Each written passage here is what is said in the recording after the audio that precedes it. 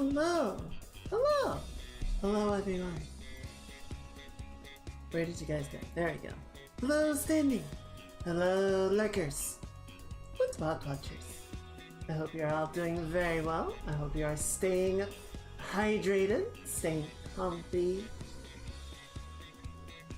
Today actually wasn't too bad. The worst of the weather was yesterday. Hello, Mage! Hope you're doing well. It's such a cute emote. That's excellent. I hope you're feeling better. I hope the headache and the ankle aching is abating. But yeah, today was not so bad. Yesterday,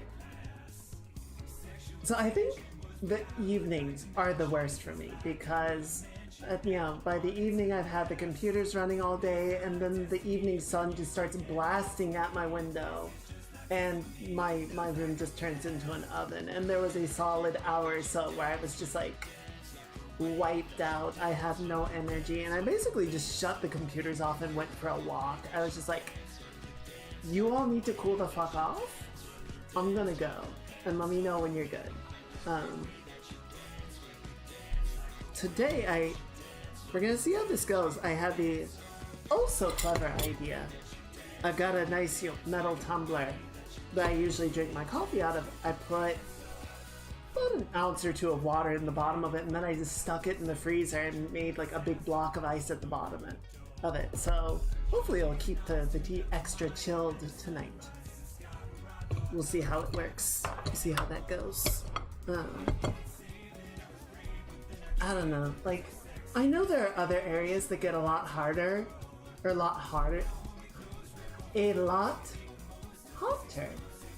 than the Pacific Northwest. We just don't have the tools ready to deal with heat like other places do. Yeah, you can tell how well I'm doing.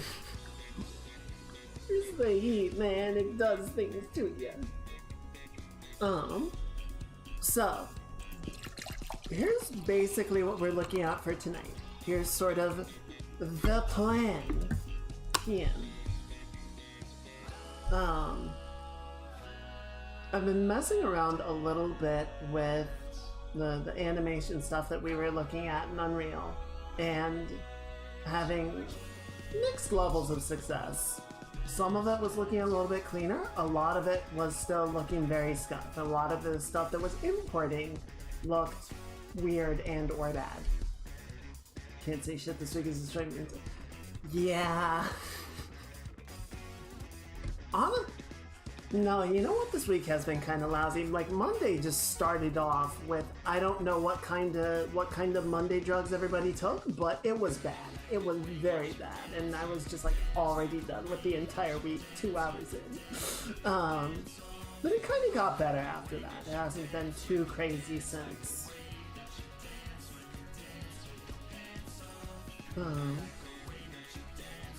Yeah, today, I don't know, just kind of chilling.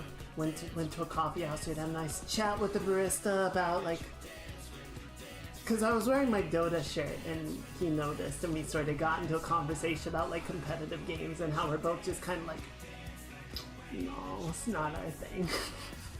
We're not in that scene. How do you describe it? He said there were 3 types of fun. There's fun where you're enjoying it in the moment. There's fun where you're not enjoying it in the moment, but the memory is still really fun. And then there's just, you're not having fun, you don't reflect on it positively, and yet you still go back for more. And I'm like, yeah, that describes MOBAs super well.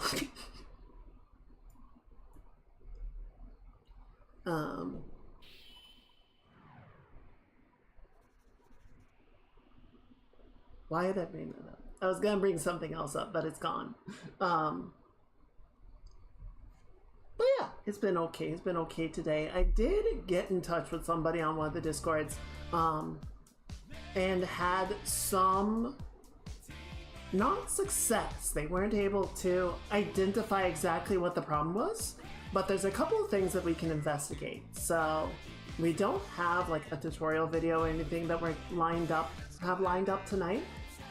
Essentially, there's a couple of things that we're just gonna sort of look at and see if it works. See if that gets us some progress, right? Spent 3 hours on the phone to find out why auto insurance hadn't arrived.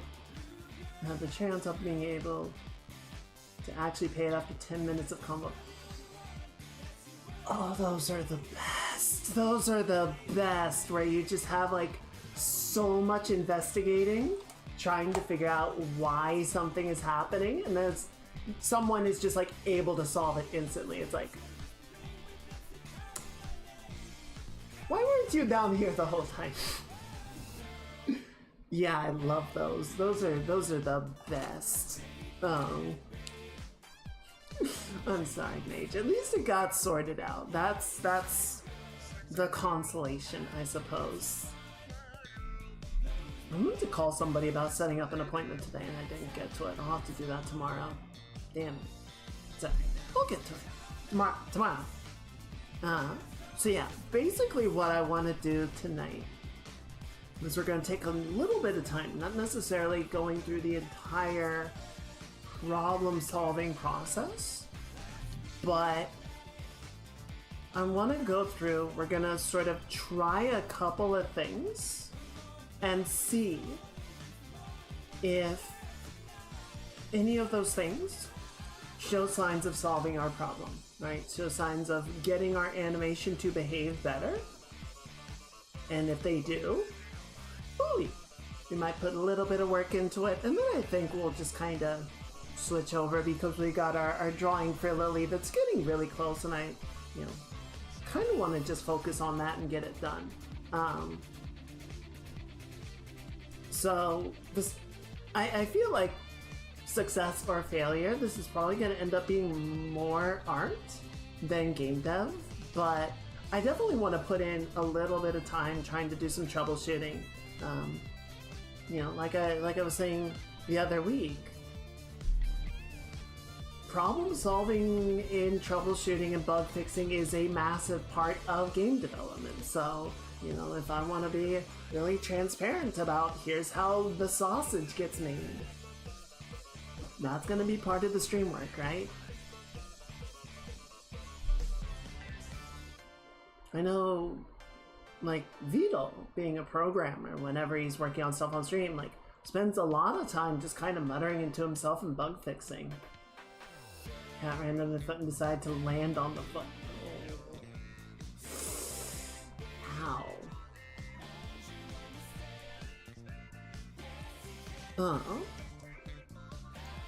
So yeah, that's basically the plan. What was I gonna bring up? While I was at the coffee store, there, was a couple of people having a little conversation, picked up on a little bit of it. And then they got to talking about Andor, and I had to stop myself so hard to not just like spin around and run over and be like, you guys talking about Andor?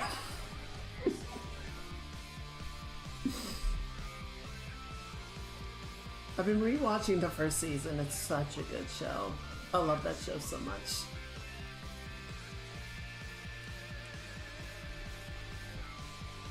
Maybe look at the animation. I hope so. I don't think we're gonna get it, 100% fixed today, but it would certainly be nice to figure out why it's not working. And some of it, I think, does come down to me just having not done all of the sort of necessary back-end stuff, right?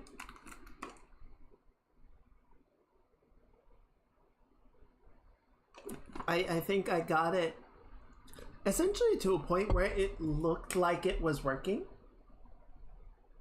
but it wasn't actually done. So we can keep yapping for a little bit, but I think we're gonna jump over to Unreal. There it is. Okay, so let me just sort of paint a picture for you, right? So we have our rig here, right? We have Jordan. She's got her little rig. It looks nice. It looks sufficient. It'll get us where we need to go, right? And then we have our animation loop that we brought over from the Unreal Animation sample project. You know, we were able to copy it, bake it over from what they supplied, the sort of default model, and assign it to Jordan. And, you know, you can see it looks pretty good. If we go down and look at the feet, they look pretty well planted. There's maybe a little bit of floating in there, but it's not too bad. You know, the movement to the shoulder, the placement to the head and all that looks pretty good. I like that. We can jack with it. But then if we go into our level sequencer, we try and import the animation, you can see like the neck is kind of stretched in a really weird way. The feet are just doing all kinds of weird stuff, right? It's not good. It's not good. I dare even say it's bad. And if we actually let the animation play, you can see how much of a problem it is.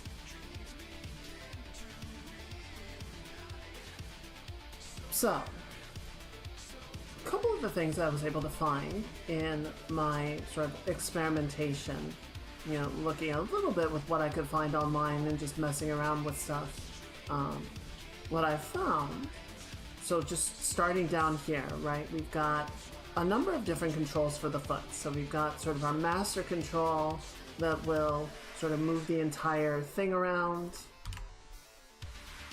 And then we've got a couple of different controls for the heel, the tip, the ball. And essentially what I sort of found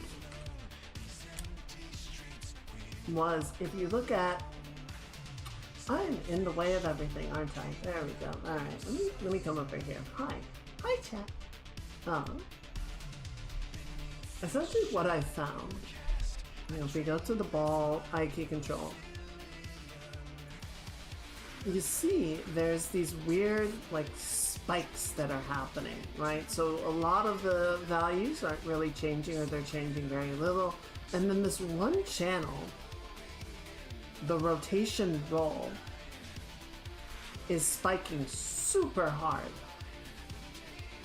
right? So if we go down to, let's just go down to the end value. And then we're going to delete all those keyframes and bring it back. So what does that look like now? It's still not very good. The other thing I notice is, I think it's this one, so the roll controller. You notice it also has these spikes. And if you watch, like, it's inside the foot control box, and then it like bounces down for some reason before it comes back up. So essentially what it seemed like to me is things are just sort of getting assigned to the rig in a way that is not actually helpful, right? So if we look at this, what is this? This is the rotation yaw. So let's just do the same thing, right? We're gonna go in here, we're gonna go back to the beginning, and we're just gonna delete all of these values.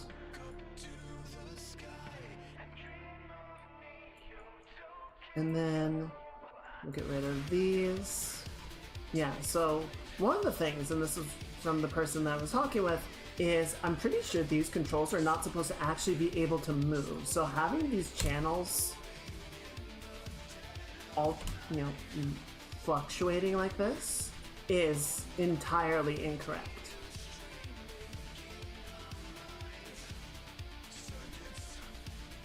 And then I think the one that ultimately sort of seemed to fix it was getting rid of, is it the pitch?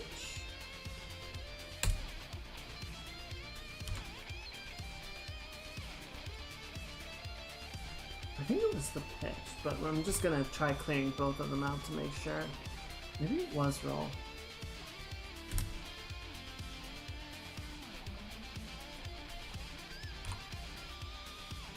see if I can get it to actually sit in like a logical way. You see how much it cleans everything up?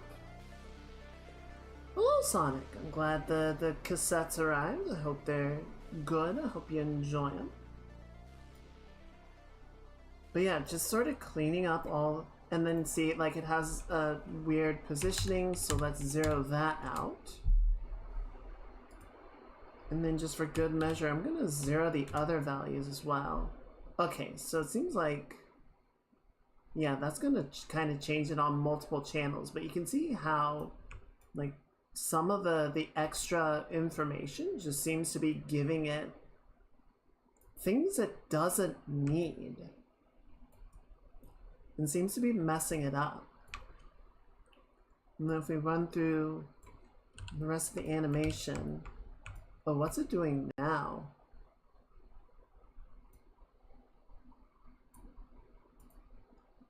What in the world are you doing?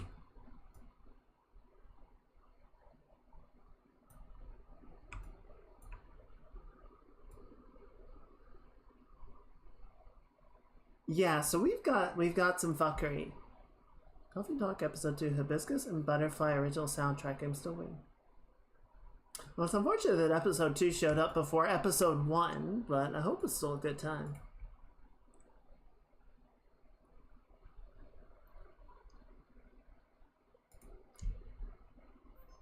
Probably just gonna put the lo-fi on in a second. I just want to play a couple of tunes. So yeah, essentially, so here's kind of the problem, right? Is we could go through this and delete this, you know, one curve sequence at a time and sort of try and figure out where things are going. We can, you know, sort of use our base animation, or the imported animations as a base work, and then start to build on top of it and correct it. But that sounds like a lot of cleanup work and kind of defeats a lot of the purpose, oh, excuse me, of bringing these in as a base point, right?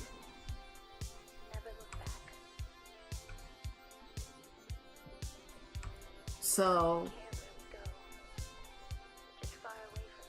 what I would rather do is try and figure out where the problem is happening, right? Where the discrepancy is happening. And I think part of it is that I essentially haven't gone into any of these values, any of these setups, and locked them, right? So like the foot control, you know, it makes sense that this can move. It makes sense that this can translate, because that's essentially what we use to control a lot of the movement of the leg as a whole, right? And then it also needs to be able to rotate, because that lets us, you know, move our ankle up and down. But we don't want to be able to scale it, because that does that, right?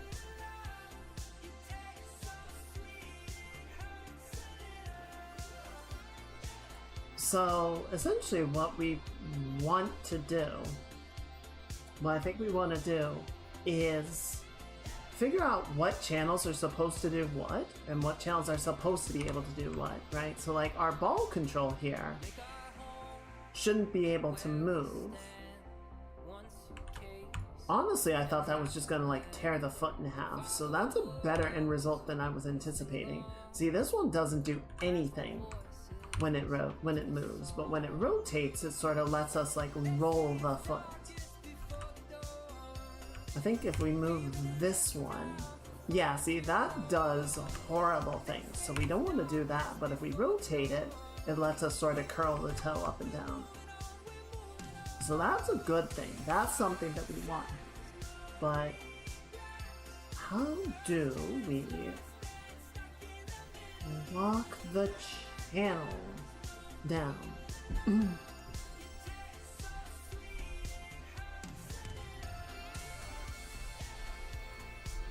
Let's see, rig lock channel. I would really rather not get into a 30-minute YouTube video on this. I feel like there has to be some way that I can... There has to be something that just explains it.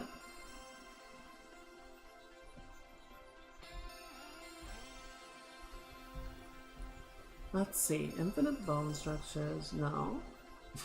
Infinite bone works.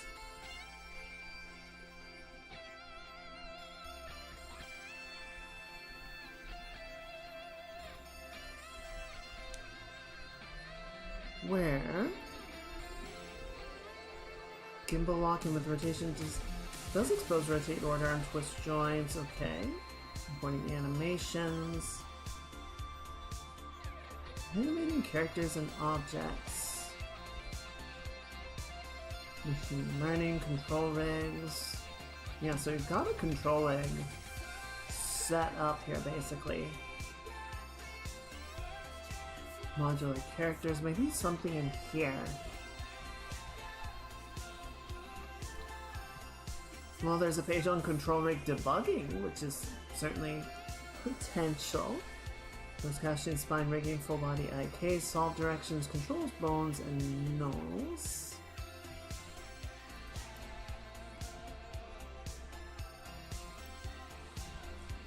See, I thought there was an option to just like, isolate these or lock them down, and there is not.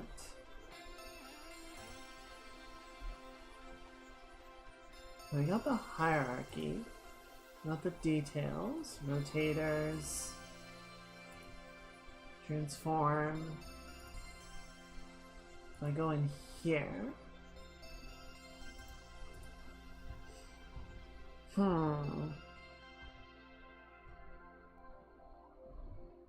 control and value type, animation control, proxy control, visual cue. Okay, interesting. Oh wait, this is interesting. What is this part?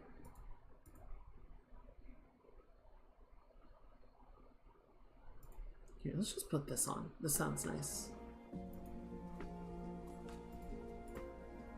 Okay, so what are you saying?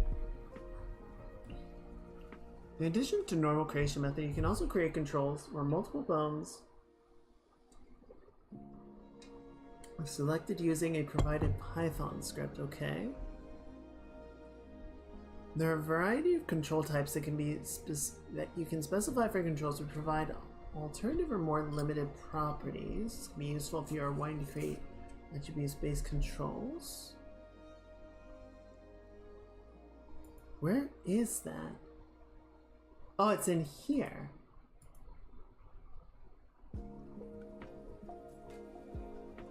Interesting. I guess because it's been created procedurally, I don't have as much control over it, which kind of makes sense.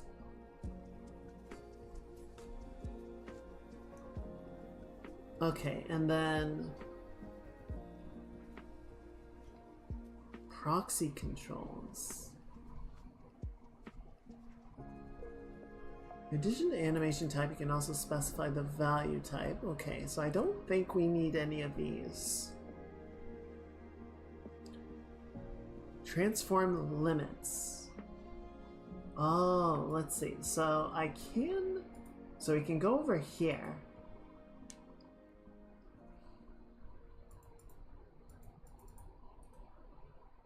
Why can I not modify these though?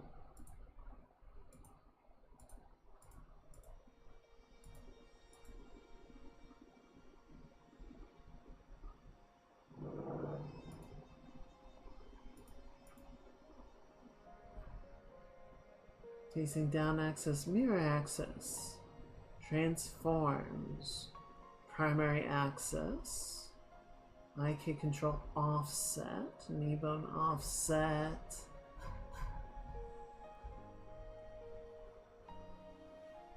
Out of curiosity, if I set this to 100, what does that do? Oh my god. Okay, don't do that. Never mind. Okay, so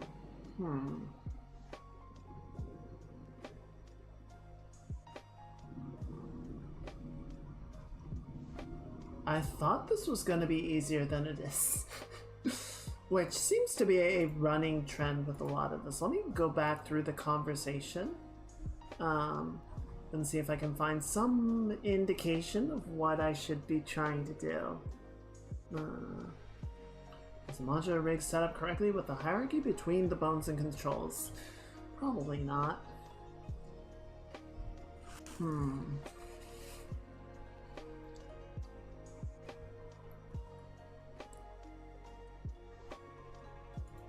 It's possible the controls have translation enabled. Here, let me see if I can find a better tutorial explaining how specifically to disable the animation, because I really feel like that's what's causing it.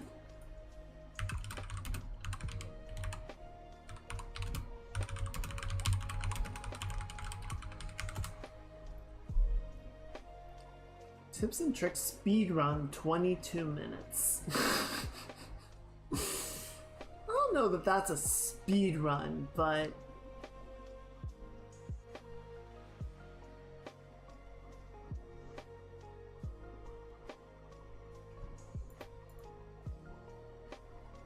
how to disable control rig in game.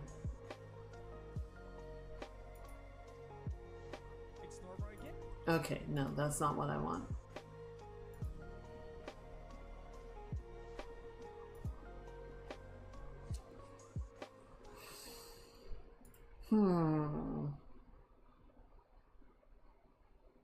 Module settings. Character facing down axis, mirror axis, primary axis, IK shape settings, PV shape settings, dimensional space, local space, limits. That might be it.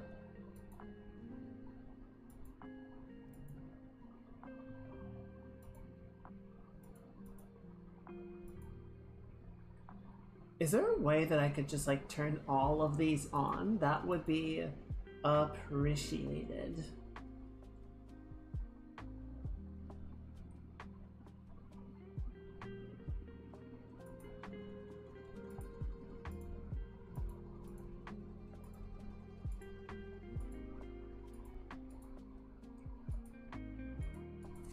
I guess we just gotta do it by hand.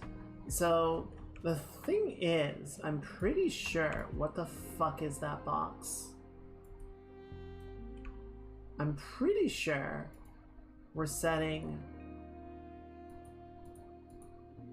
for the, well, so I had it selected to the leg, right? I was setting limits on the leg. And so I don't know that doing that is actually doing anything to control the foot.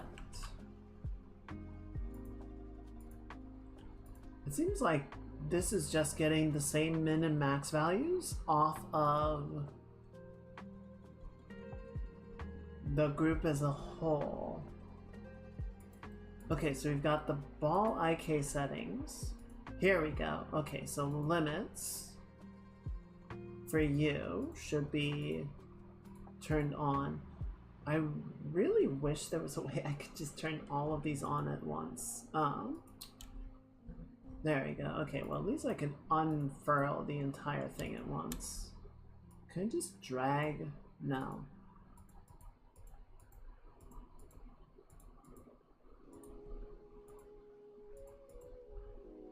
There's gotta be a faster way.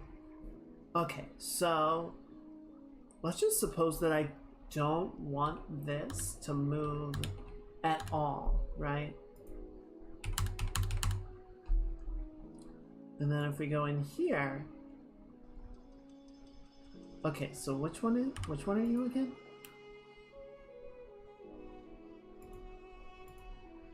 This is the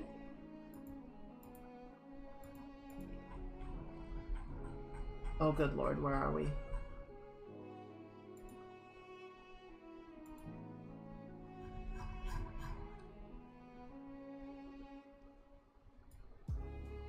Well, so much for being helpful, right?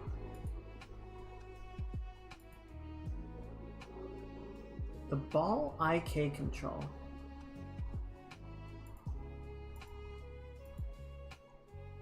if we go back to the foot,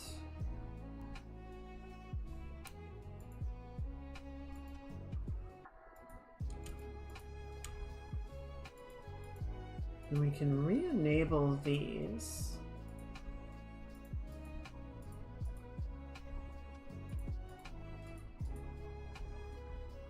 And you should not be able to move at all, because that just seems to break things.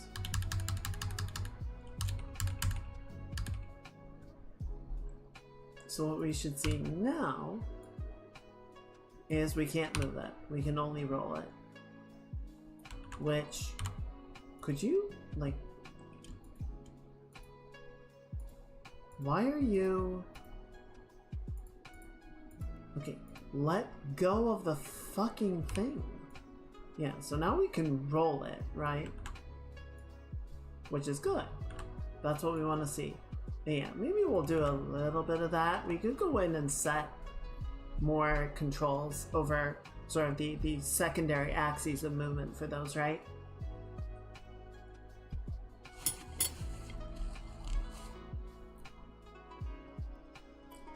But I think for the most part, we want to leave them where they are. So essentially what I want to do here, I don't think these should probably move either. I mean, allowing them to move doesn't do anything, but I have my suspicion that unlocking them is letting them do things that they're not supposed to be able to. So let's go ahead and lock that down as well and see if that helps. Okay, so we've got foot, back. Is that the right one? I think that's the right one. This is the foot roll controls. So where are you? PV shape.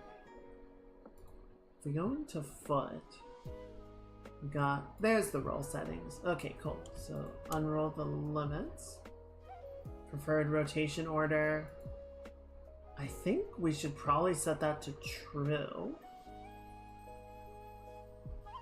I don't know that that's actually going to affect anything. And then let's lock the translations down. Hell, let's just lock everything, right? So there's already a default, you know, freedom of movement, which is, so we don't want these to move around at all. We're gonna leave the rotations open, such as they are,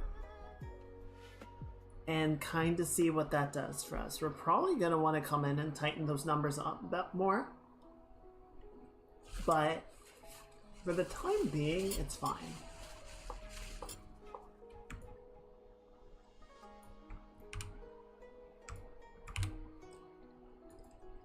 So now we can't move it. It's locked down. The only thing that I can really do is roll the foot, which makes sense. This one can still move because it needs to be able to drag the foot forward and back. Okay, and then the foot back control, I think we already set this one. Did we? Yeah, we did lock it in. Okay, so one, what the fuck is this? I don't know what that is. Okay, I really wish we could clean this up. It bothers me how much they're just in the wrong place and behaving very weirdly. Leg 1 PVIK control. PV shape settings. Local space, use preferred rotation order. Yeah, sure. Limit shape, proxy. Display name. Center control size. IK position offset. So if I set you to 100, does that move it at all?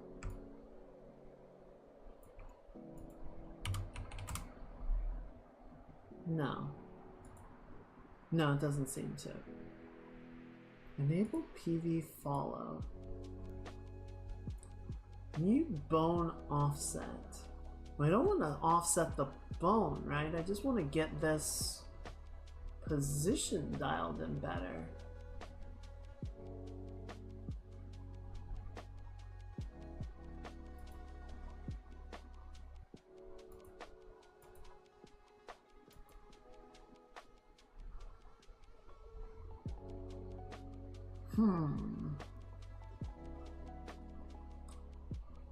Shape.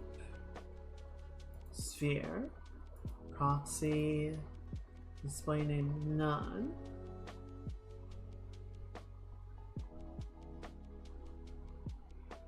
Whole vector position. Okay, so I think that moved it like inside the knee. Yeah. Okay, I mean, having it closer at the very least helps, right? It's better.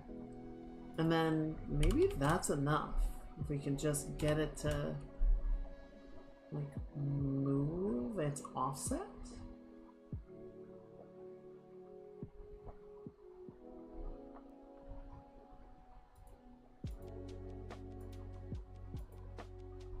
PV shape settings.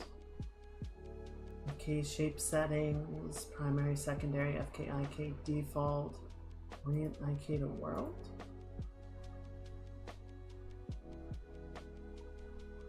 Yeah, let's leave that on and see what that does. Okay, let's go ahead and compile and save everything. Okay, and then I want to go over to the other one and just make that little correction to... Where did we just modify that? There you are, 0.1. Yes, that at least makes it more under control.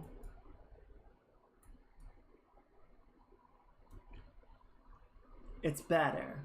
It's still at a weird angle that I don't care for, but it's more usable than what we had before. Okay, so we haven't done a lot, right? We basically just set up limits on a lot of the foot controls. We didn't change any of the rotation values. We just sort of locked their translation values so they can't move. So the other possibility of sorts is I'm wondering if any of these controls are effectively out of order. Because that could also be messing something up, right? If they are supposed to be in a different hierarchy and they're not, and that is somehow causing a problem. That could be it. That was my contact's question regarding, excuse me, just having a bit of tea. The ice idea didn't quite work. Basically the big puck of ice that I was hoping would just sit at the bottom of the cup melted enough that it was able to break free, and now it's just a big puck of ice floating in my cup. It's like, yeah, that's fair.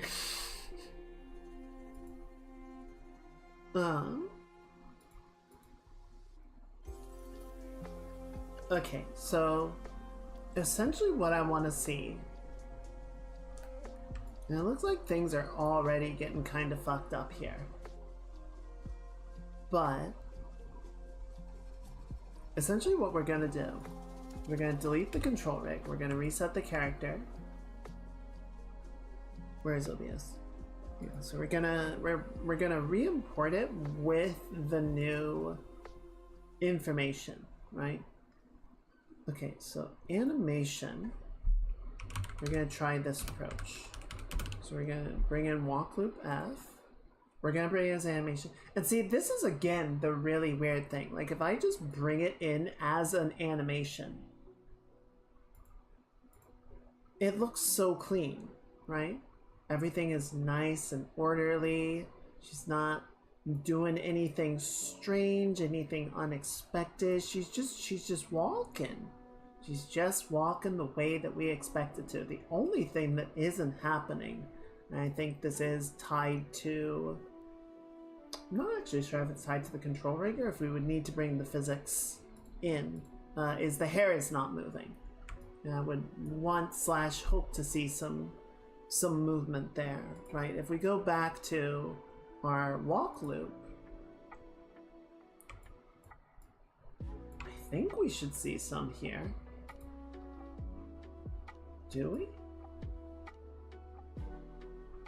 I guess not. Oh, I never noticed that. I'm pretty sure it happens in other animations or other sequences.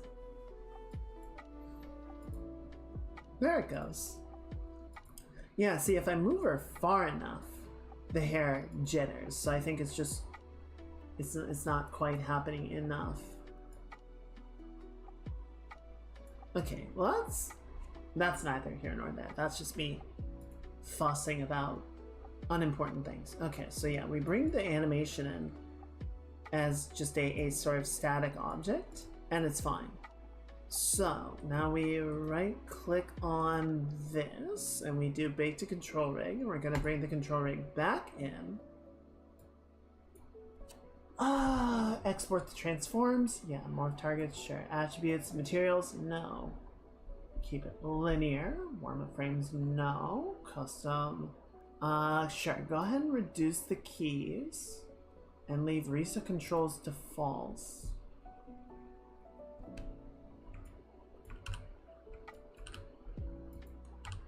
Okay, so the bad news is this is still doing really weird things.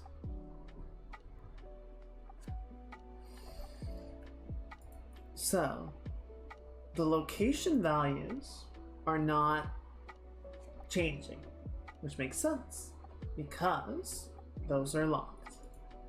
Now the rotation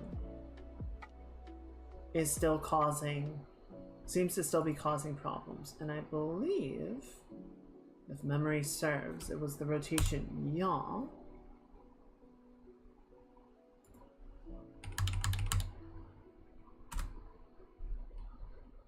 that seemed to clean it up the most.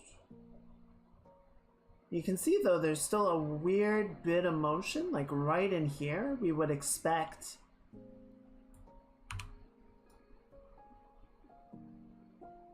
a movement more like that, right?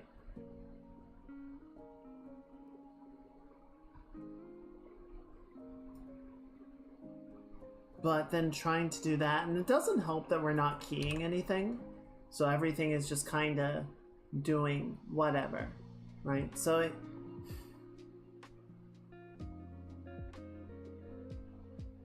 it's still weird. It is still weird. It is not ideal. And it's sort of getting to a point where I at least can sort of look at it and understand what is and isn't happening enough that if I needed to, I could sort of clean up the animation by hand. I don't know what the fuck this box is and I'm gonna break it. The one that is, I think, gonna be a lot harder is how the head and shoulders are moving. Like, they're super weird. They're extremely broken. And for that, yeah, my friend was asking if it was sort of an issue with the hierarchy of the model. Like if there was some order of operations that was basically busted, and so it was moving things incorrectly from each other. Maybe? I can't really say no, because as much as I sort of put together the rig as much as the modular guide indicates, it doesn't necessarily mean that I am in fact doing it correctly.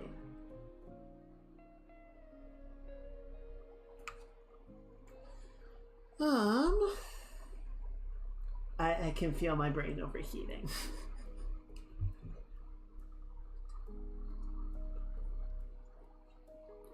So, what do we want to do?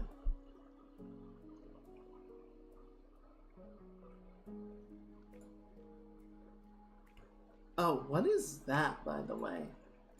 So if we watch this...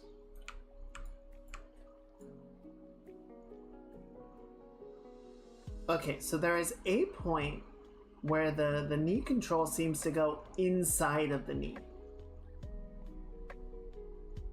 But it's not terrible, I might argue. I think on the blue one, on her left knee, you can really sort of see what happens when that control gets out of position, how much it's jittering. It's sort of trying to like correct for it. So we want that to be a lot more consistent. If we go in here, if we look at our curves, where are we getting weird spikes? So the locations are messed up. That makes sense. This should not be rolling at all. It shouldn't have any rotation. So I think we're just going to grab all of these keys and delete them. It doesn't really change anything, right? Just because it's a ball and its rotation doesn't have any effect on it. But if we go to location,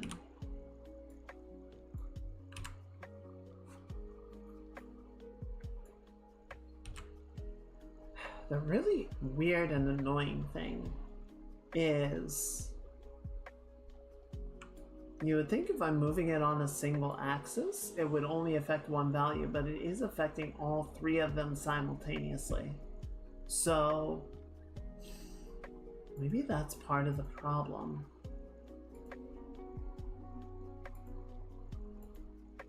Okay, I'm sorry. I need to figure out where the actual fuck this box is coming from because it's driving me insane. Okay, leg, shape. It should be part of the leg controls. IK shape settings. Box thick.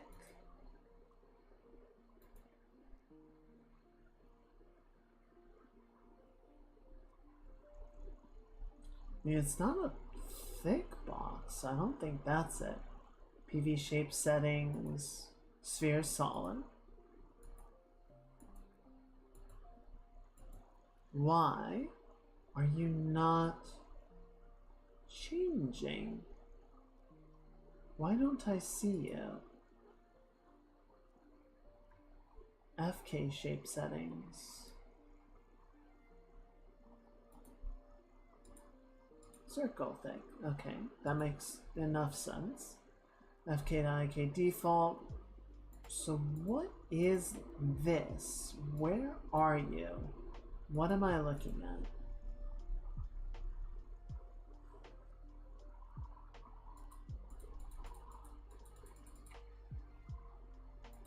Okay, can I pause you so that you actually will listen to what I am trying to tell you? God damn it.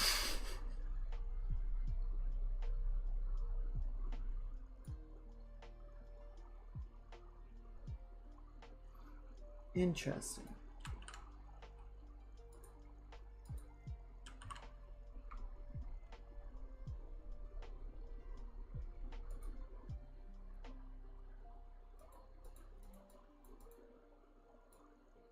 What's really weird is there's nothing that seems to be taking ownership of it. It kind of seems to just be a floating object.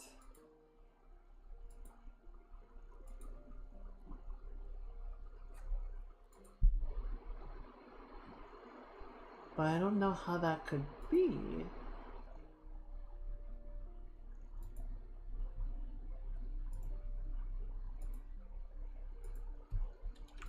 Foot art blend. Yeah, so that's in there somewhere. Then we got the control. We got the back control right there. The ball control, tip control. There's a little wheel in there, you can kind of see it. The heel control.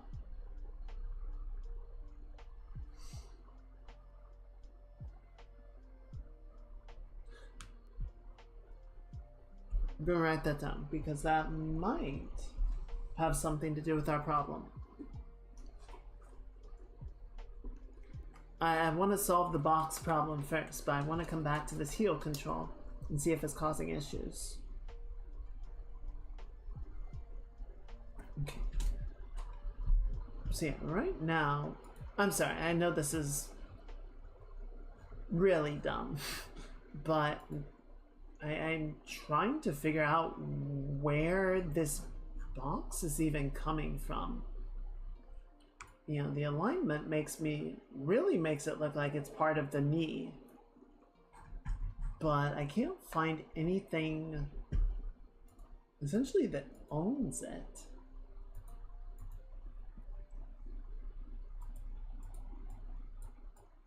I can't select it.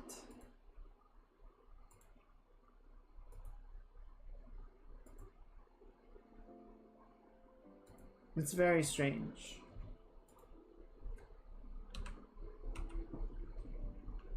You got the hips control, spine. Like you would think something. If I go down the hierarchy at some point,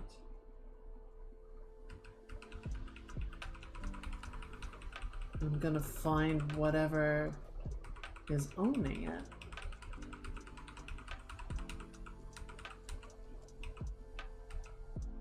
But no.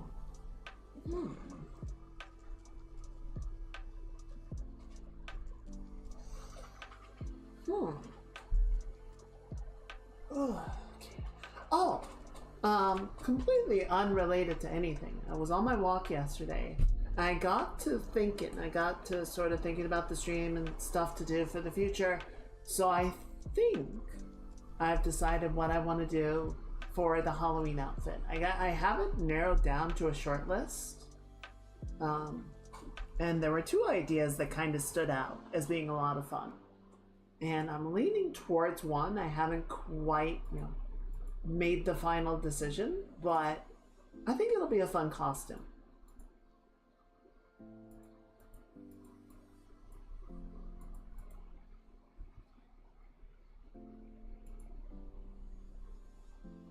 I think I can do some fun things with it.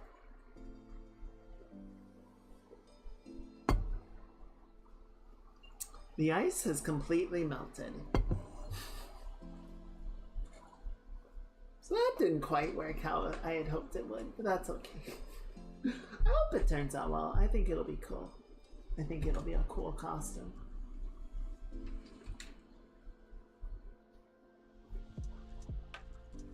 Where the fuck? Yeah, I know. It did not last very long at all.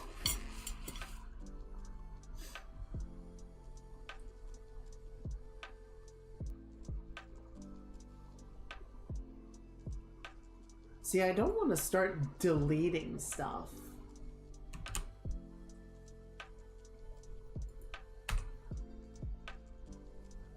Okay, so don't do that. Can walk it back, good. Okay, so I don't think it's part of that at all.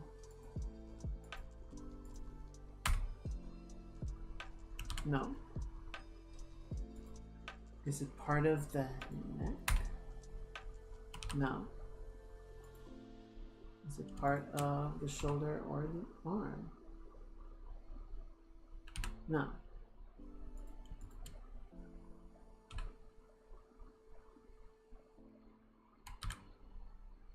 Okay, let's just try the foot really quickly. No? So where the fuck are you coming from?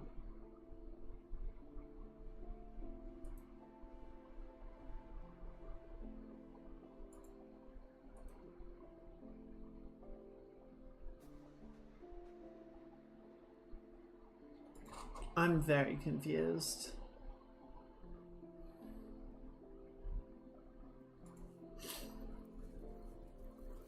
Like, I'm trying to... I don't see what part of this is creating this box.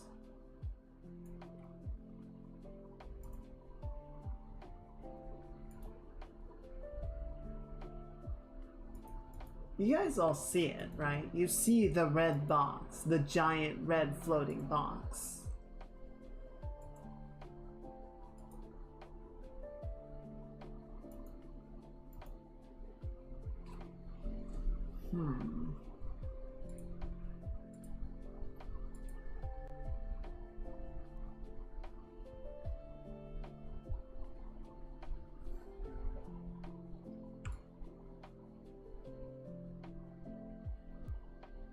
I just don't know where it's attached to.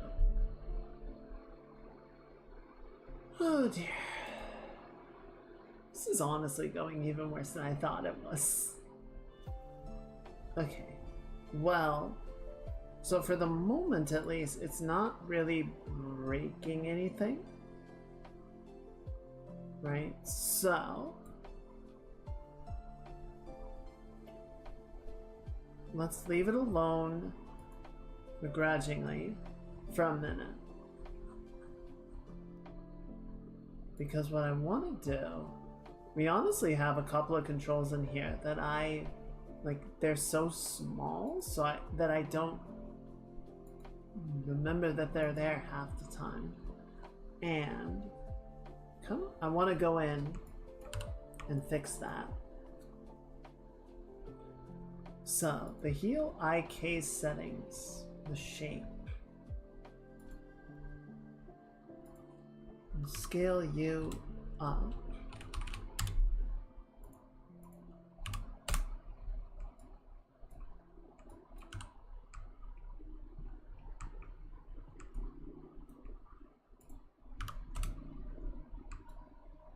Okay, so now we can see that better, though it's not exactly pleasant shape.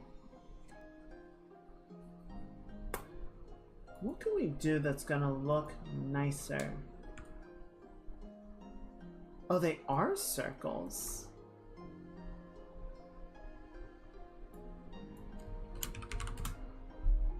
Okay, so that's a ring solid.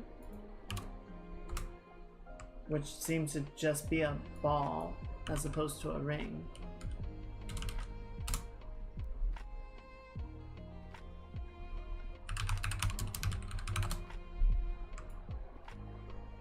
But you know what? Fine.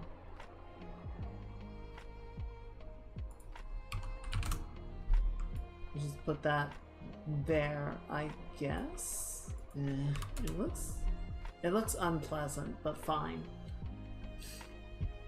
Okay, so we got the heel IK, and then we got the foot roll. Okay, not the heel, the foot back.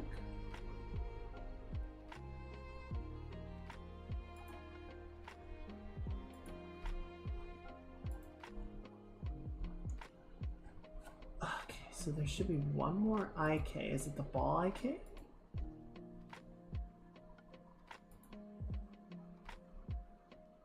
Maybe.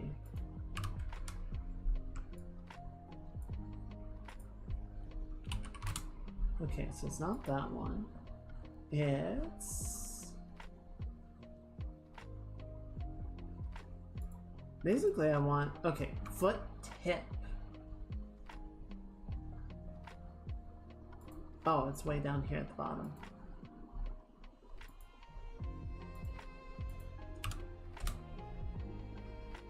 Okay, so that should be a bit more visible, right? And now if we were to grab this... what? Honey, are you okay?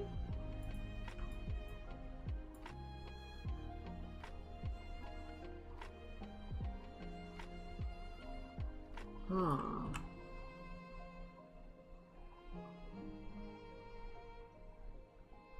See, I wonder if these guys are somehow causing problems.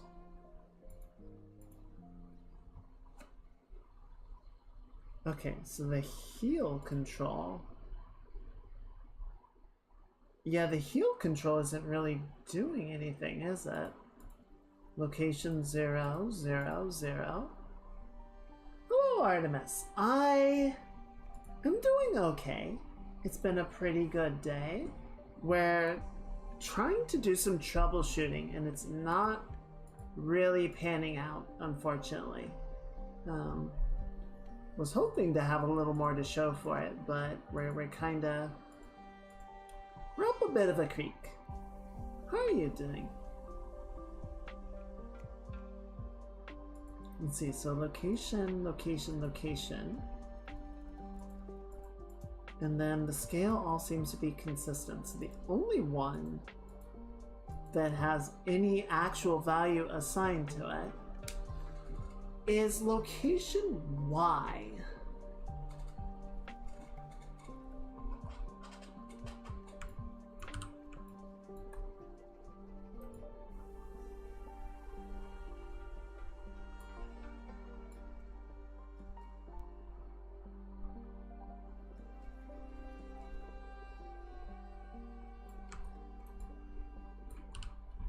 Broken my ankle.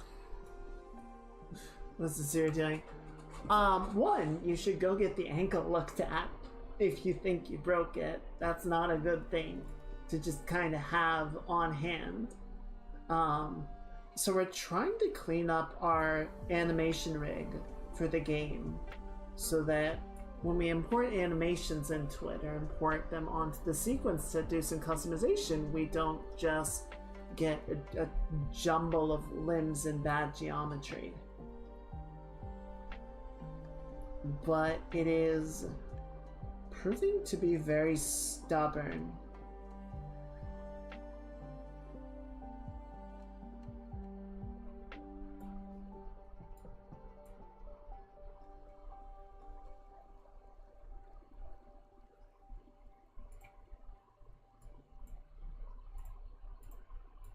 Okay, so if we click on this, location Y, there shouldn't be multiple values, it should be 0.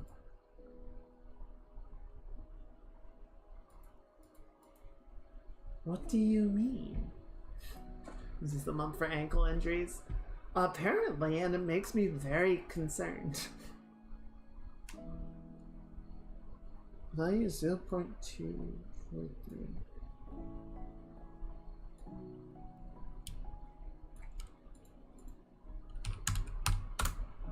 There, sit there. Sit your dumbass down. Well, that makes sense. Okay, well, as long as you're gonna get it looked at. Honestly, I'm feeling pretty stupid right now too. I'm trying to understand what this is doing. Okay, so yeah, see, like I try and move it around. Like, this definitely should not translate. It should only rotate.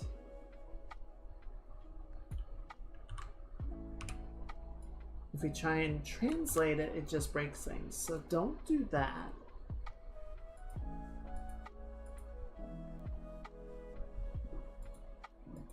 And then if we go back here,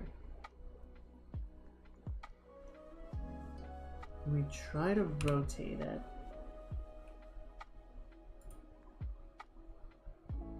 Oh, sorry, I have the wrong window up again.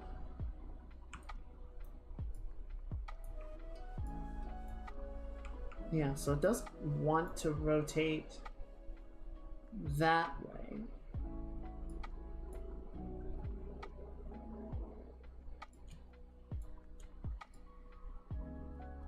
It doesn't seem to want to move at all, which I suppose is not the worst thing in the world.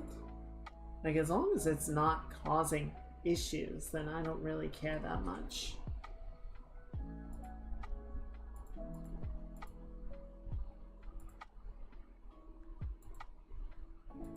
I wish I knew what it was doing, but it doesn't bother me that much that it's not affecting anything right now.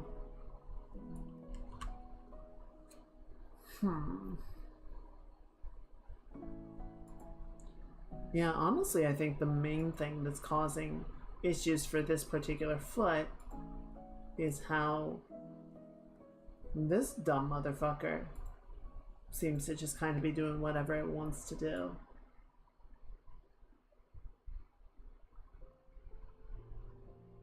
Which is really weird.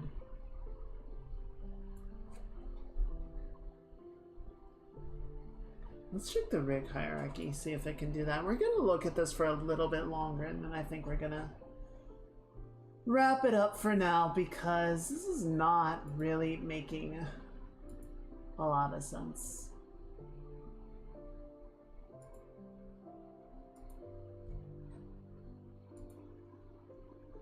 Where did all my IK controls go?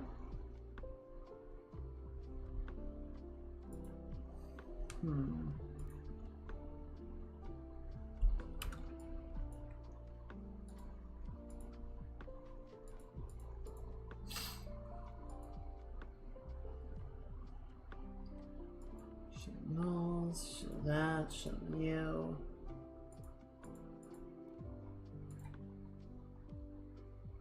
Who controls? Things control shoulder, arm. Why are these? I have to wonder if part of the problem is how a lot of these are just floating, it seems like. I'm wondering if these are supposed to be in the hierarchy more. I mean, if they are, that's stupid, because there was never any indication of how those were supposed to be set up.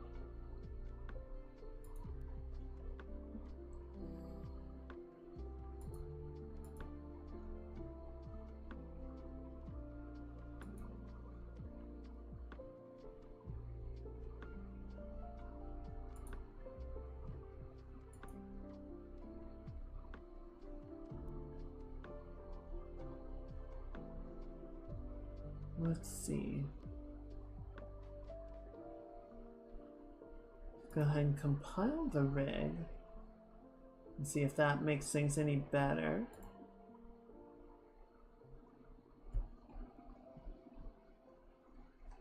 Okay, I don't think it did.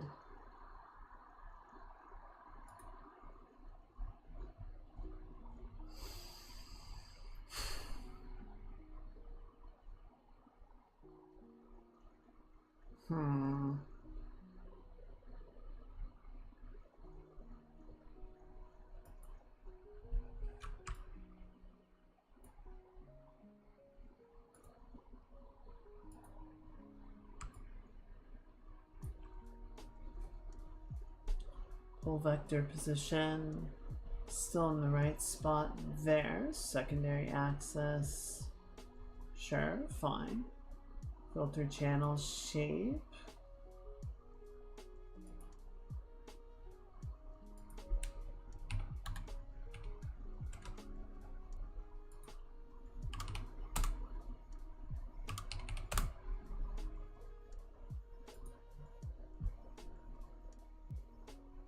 FK shape settings. Okay, leave that alone then. I think I'm on the wrong one again.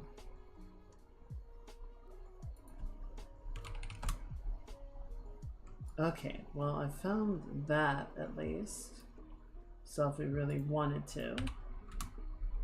Okay, so X is up for some reason. I hate the spatial order in Unreal.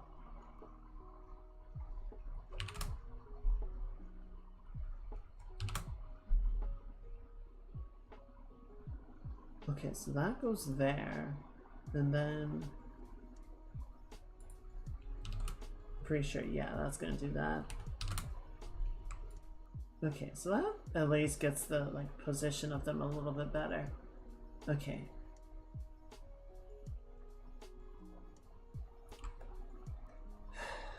Small victories, right?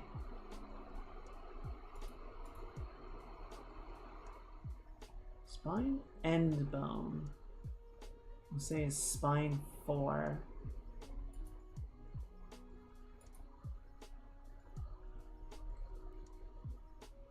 I wonder if it's supposed to be spine 5. I think it is. I wonder if that's part of the problem.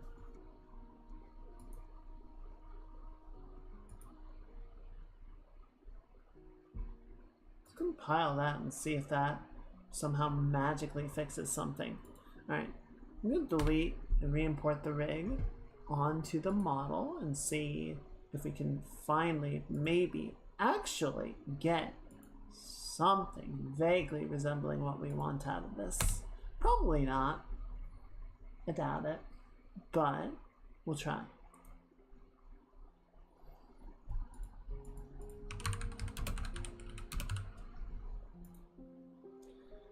Reduce the keys. Reset the controls. Don't reset the controls. Show me what that looks like.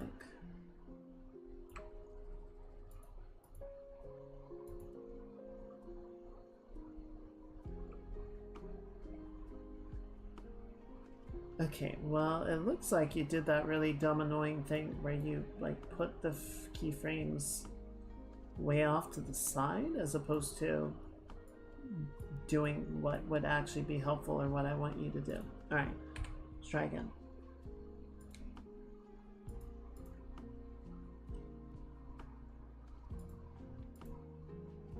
Control rig. Attach the control rig. And then import sequence walk loop F. Bake it.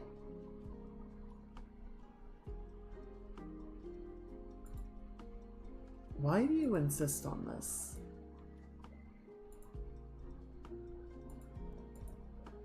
There it goes. Okay. So now it's attached, but it's still doing the same thing, right? It's still doing our weird foot motions.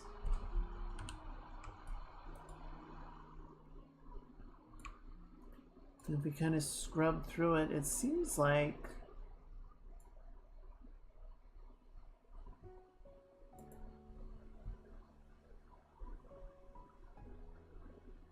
spine FKIK switch.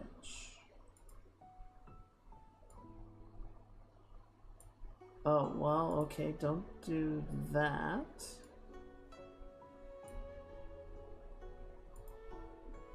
Oh god, it's even worse. Alright. I think we're just gonna delete that one. Cause that's not great. How did you even get to...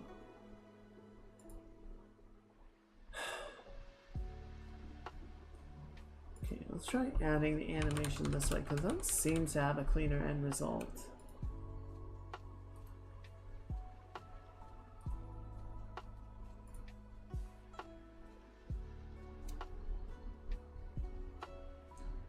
You know what? I just want to see what happens when you reset the controls.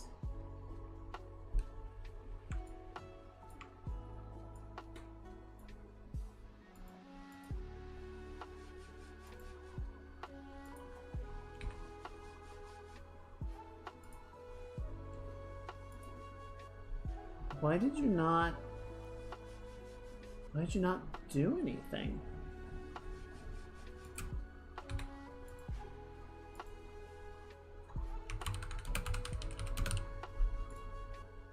Okay, so that's back. Good. That's good. And then if we right click and we make to a control rig and then we do that, and then I guess don't reset the controls because that didn't seem to accomplish anything. There we go. Okay, so now the rig is back, but now the foot is fucked up again. And see, if we disable the rig,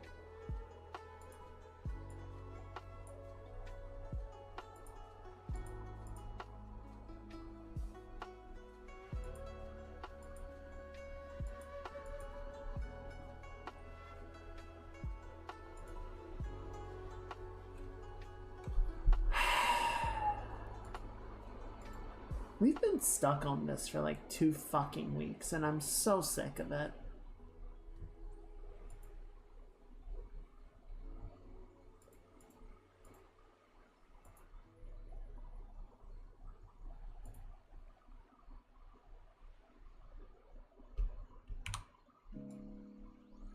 I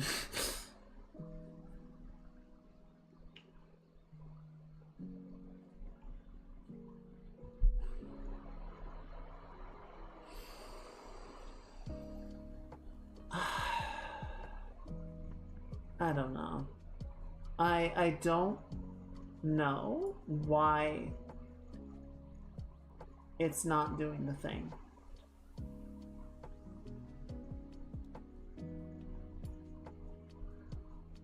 Let's see. Foot, heel, tip, ball. Okay, so the ball, the back, the roll are all doing fucky things. And then the PVIK control, knee joint, has some weirdness going on, but I wouldn't call it too terrible.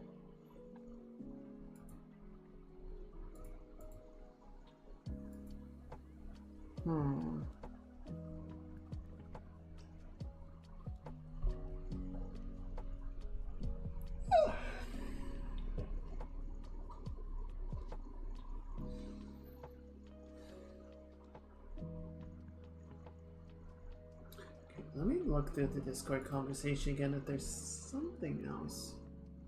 Let's see.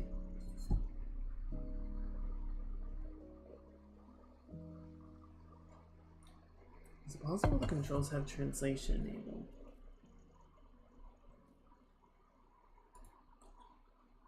Okay. Let me try going in. We're going to try doing one more of these, I think, just to see if we can find some little victory in here.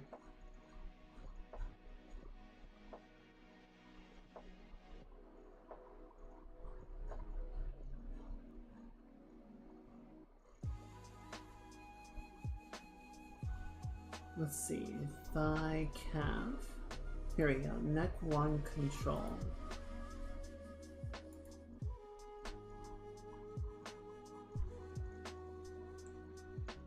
Head IK.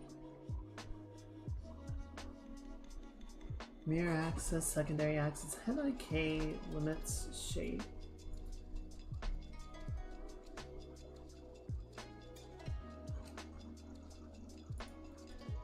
Mech FK.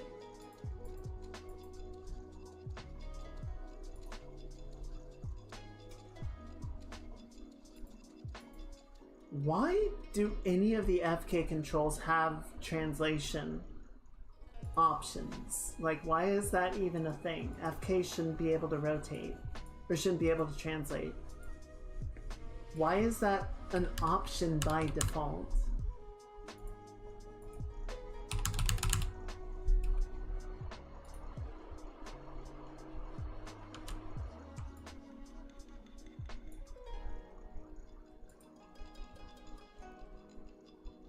Okay, well that did not solve it. That still looks really fucked up. Okay. Shoulders, spine.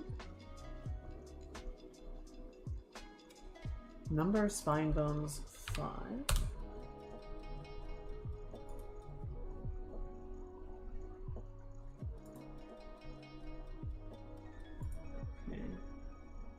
Secondary spine direction, body control adjustment.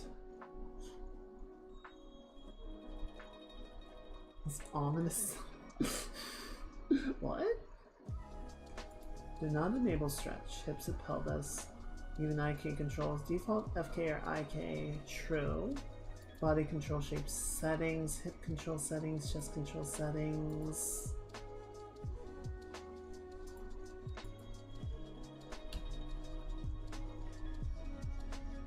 Oh. Fine. Tucker running around Twitch and shutting down big time Twitch streamers. He always shut down. Well, that's fun.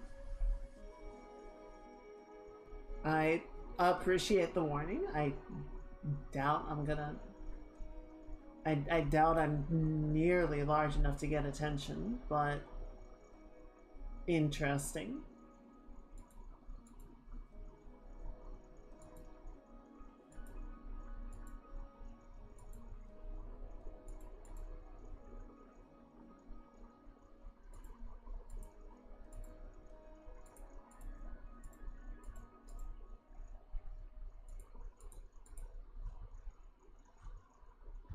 Okay, and then min and max values. Let's just zero these out.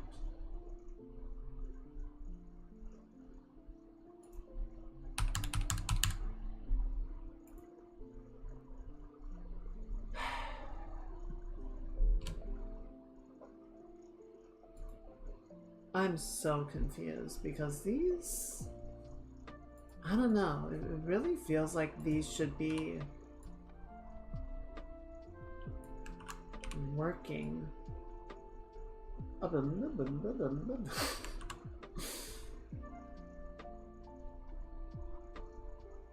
Was a spine control.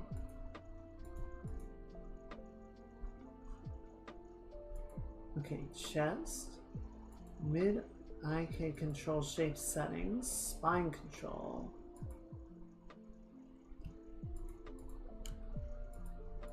Just go ahead and turn these on. I'm pretty sure we shouldn't have any translation allowance.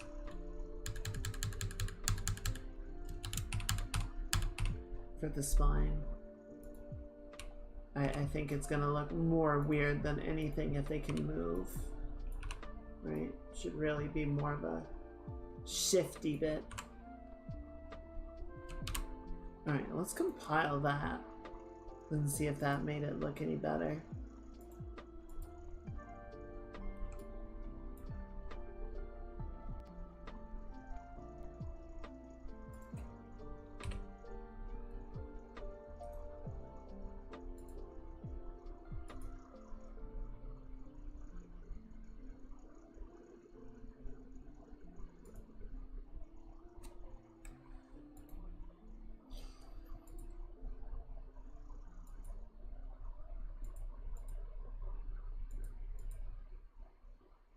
Okay, well, so go ahead and delete that.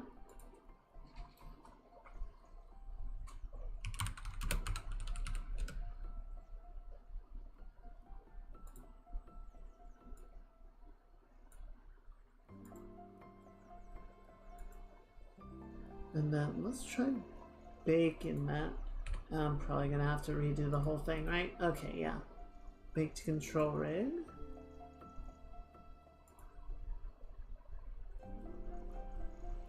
Okay, so the foot is still fucked up.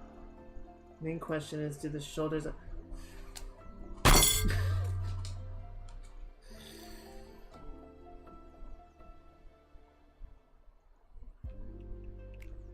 don't think we've accomplished anything tonight.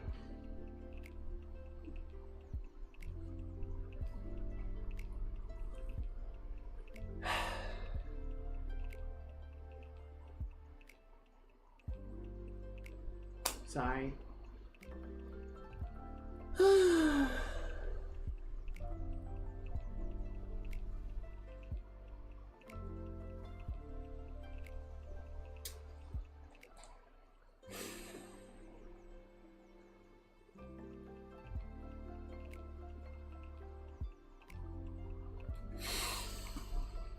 Hey, T-Shell.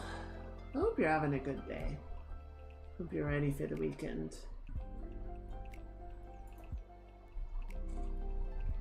I wish,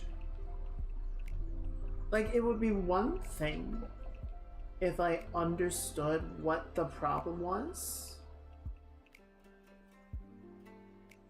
and it was a matter of going through and solving it, right? But right now, I'm looking at the problem. I try and do a fix, and nothing happens.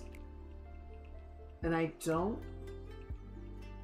Like, clearly the problem is stemming from something else. Or else the things that we would be trying would be having a result, right?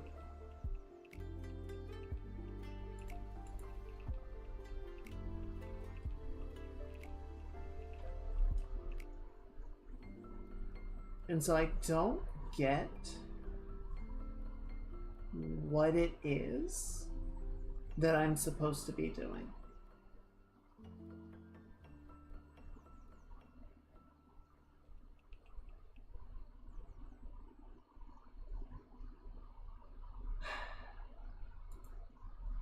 Body control limits.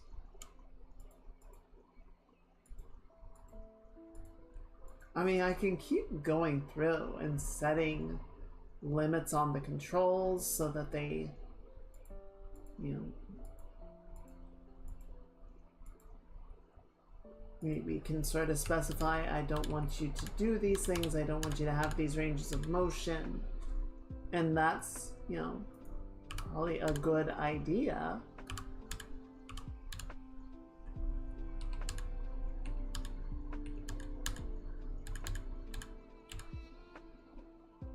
But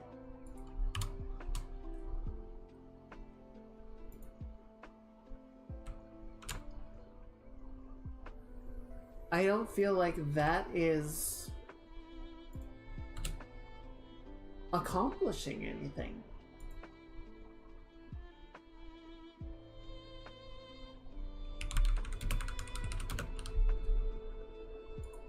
And I feel like at this point we're just kind of going around in circles and we're not accomplishing, we're not getting anything done, which is really frustrating.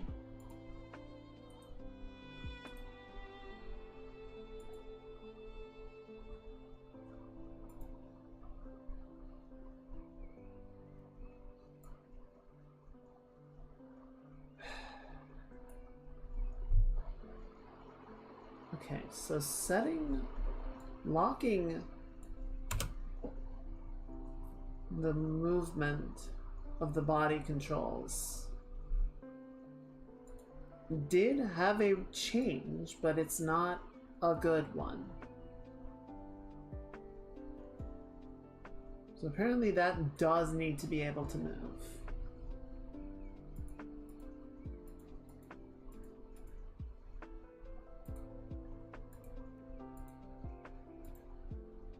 And then we have to freaking redo the entire bake process because it can't update the rig.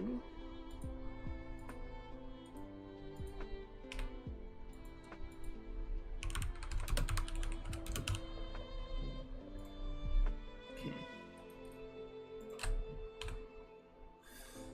Could you not?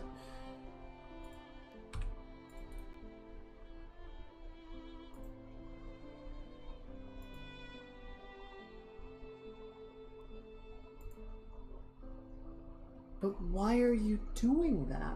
Why do you look like that? Why do you think that's an acceptable mode?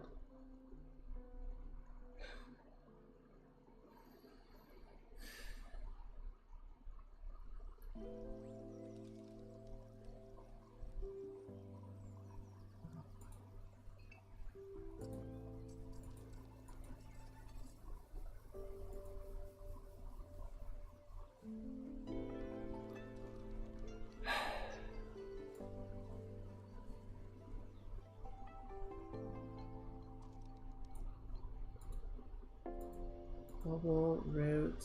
Alright, I'm gonna hang this up in a second. I would like to walk away with a win, you know? Just something that this wasn't a complete waste of time. Tangent control.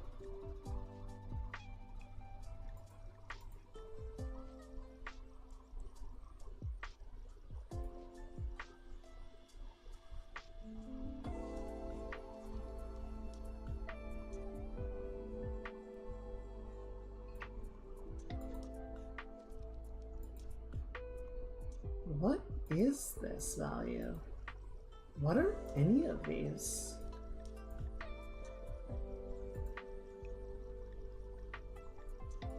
If I delete you, what? Okay, so that wasn't it. Spine 1, spine 2, spine 5.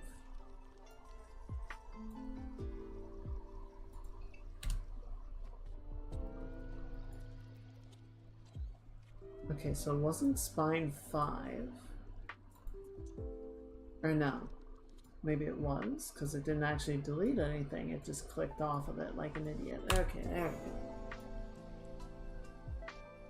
go. Nope, that was not it.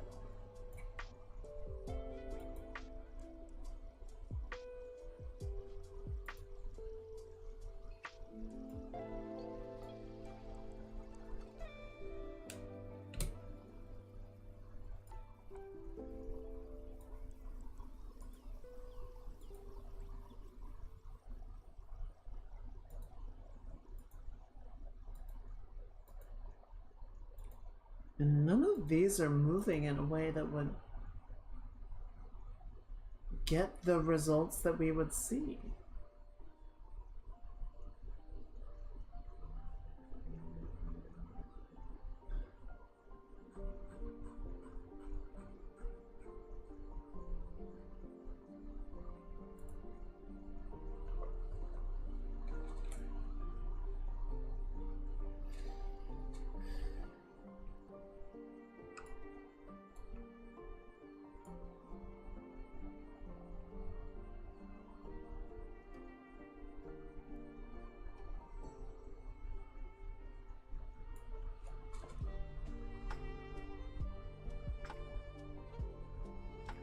I don't think we can. I don't think we can load an animation into the control rig. Physics, animation. Use specific animation. Oh, maybe we can.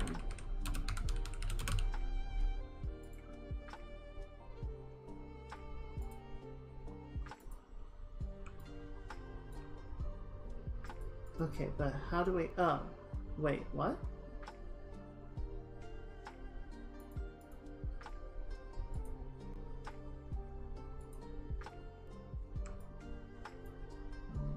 Kid, what are you doing here?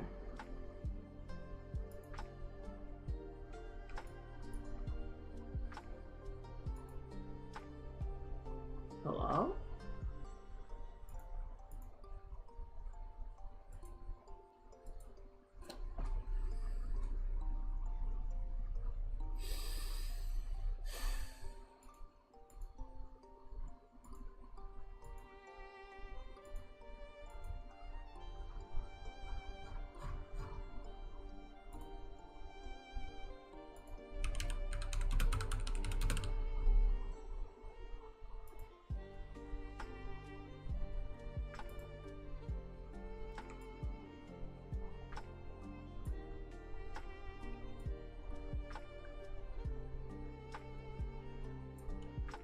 Okay, so I can get it to load an animation and it'll sort of go along the track, but it's not actually playing the animation, which is the part that I kind of really need to see, because I need to see what the rig is doing.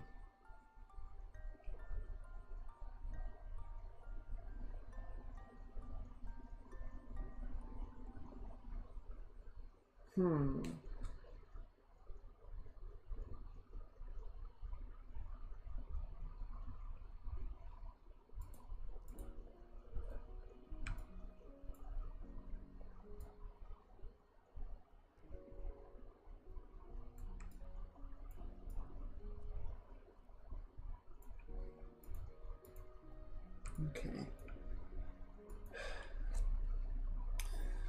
All right.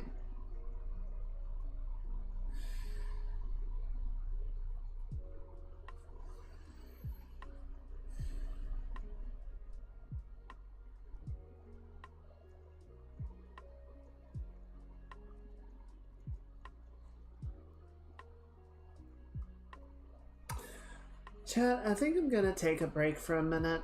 I'm gonna try and clear my head. And when I get back, I think we're just gonna switch over and do some drawing, because I don't know what's going on and I don't know how to solve it. And I thought we at least had some stuff that we could investigate. But it doesn't seem to be working.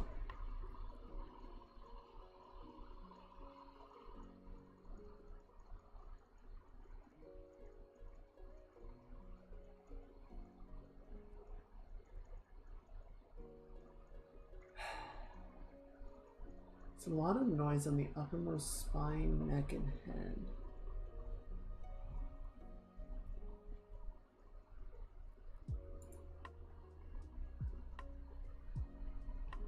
Except that that's not... Nothing in here is moving. Nothing in here is even keyed. Maybe I can clean this out. So the rotation, why is it rotating that hard?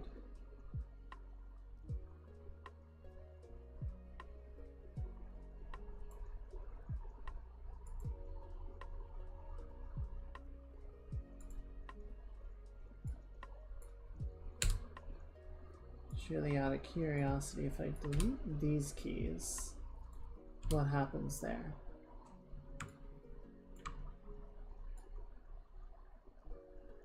Yeah, something is still causing it to like bob up and down. Like the shoulders are just going wild, and I don't get what's happening there.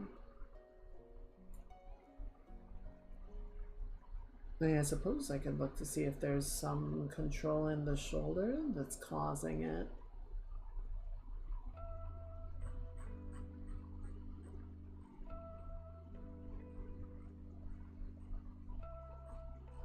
Foot, chest, spine.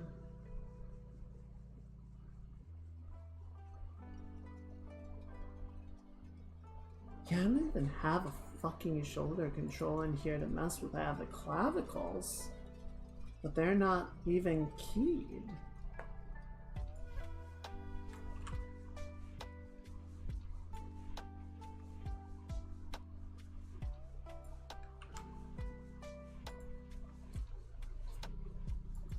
So where is this coming from?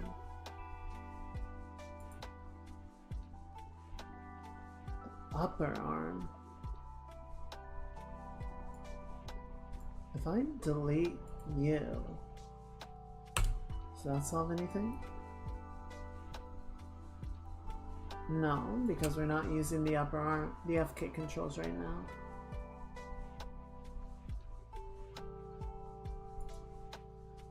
Wrist. Lower arm FK, yeah, that shouldn't be doing anything. Hand FK, I don't know. Alright, I'm gonna take a break. I'm gonna take just a couple of minutes to try and stop thinking about this.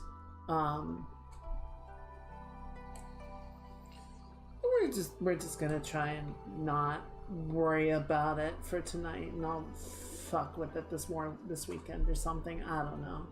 I'm just gonna run a couple of ads and walk around in circles for a little bit, and when I get back we will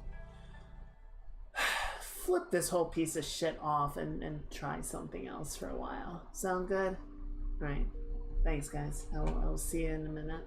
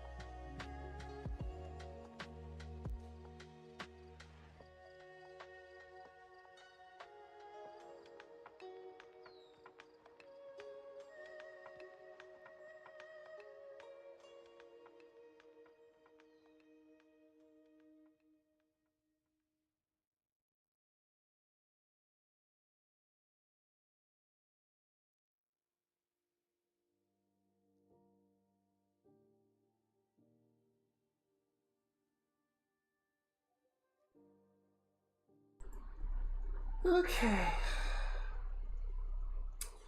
Sorry about that. I'm gonna come over here. Because we're gonna switch over. We're just gonna do some Clip Studio. We're gonna put some work in on the drawing for Lily. Might even be able to finish it tonight. Put the banner down. So we're not gonna need that. And then gotta get Clip Studio loaded up.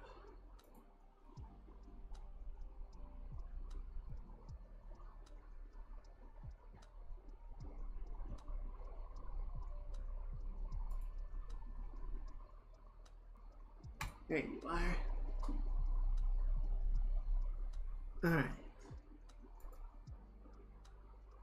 There it is. Alright, I'm gonna move you guys over here. And where is my pen?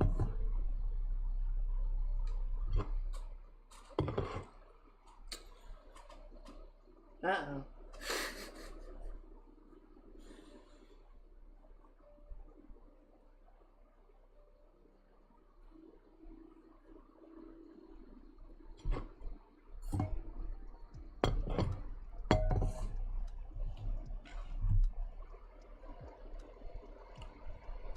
I think I was using it for work earlier, so maybe I put it over. No. There you are.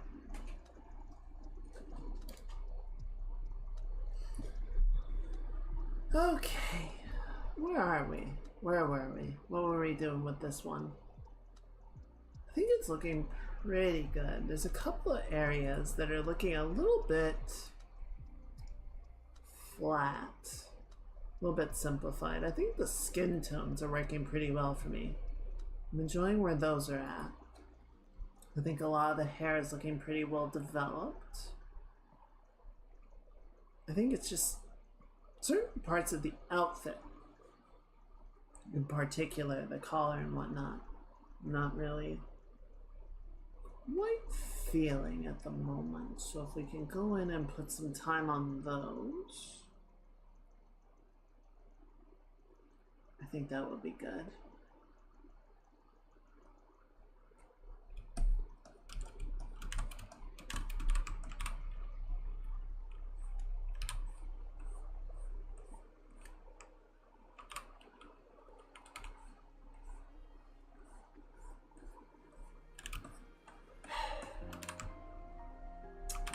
I don't get it. I don't get what I was doing wrong. I mean, all the tutorials make it seem like it should effectively just slot in. I don't understand what about my setup is so fucked up that it just refuses to work.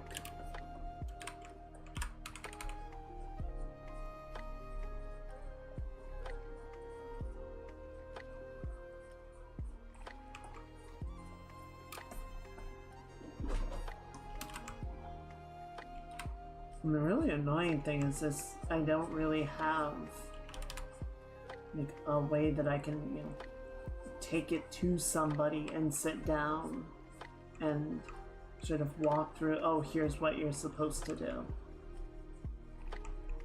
I miss that about school. I miss, you know, like if I were still in school, potentially I could take it with me and sort of load it up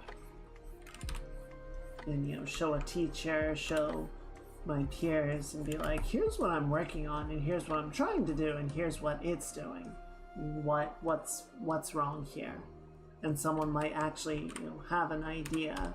Trying to bounce back and forth on a Discord chat or a forum doesn't have, it's not conducive to problem solving. like that.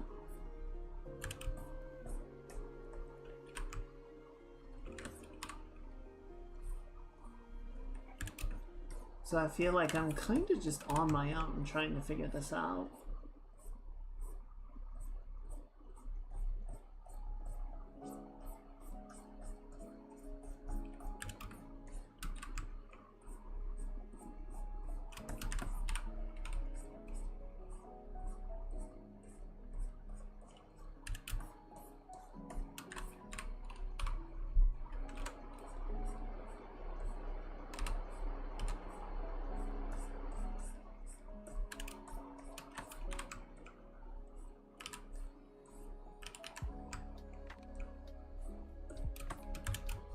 Okay, what are you doing?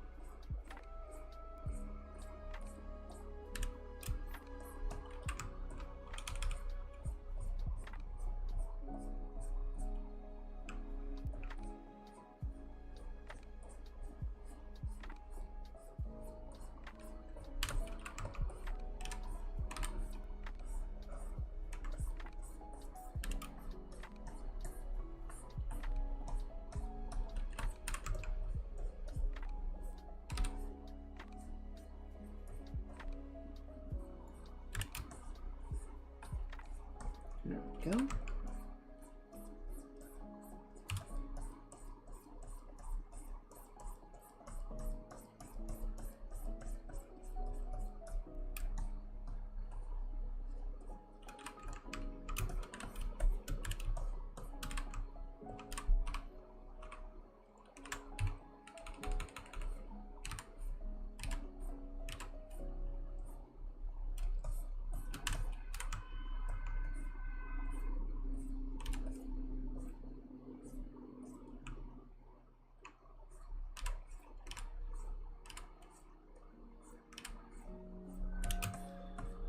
At least I can do this with some measure of competency.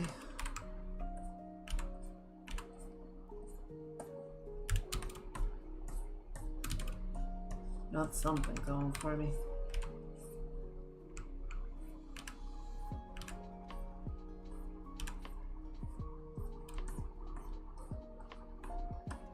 I'm just going over it in my head and trying to figure out what the hell is happening?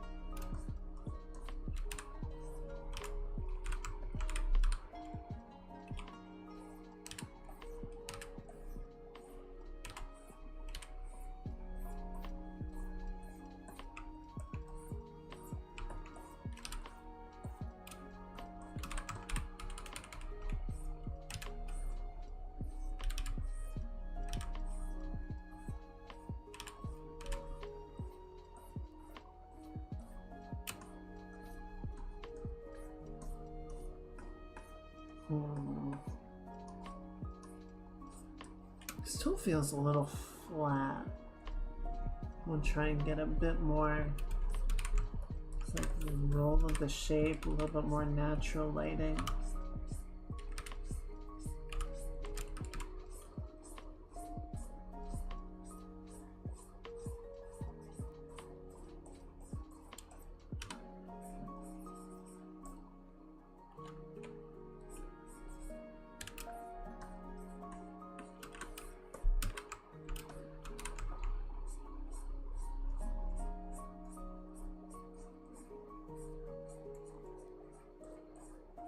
There's a fun article I saw last night.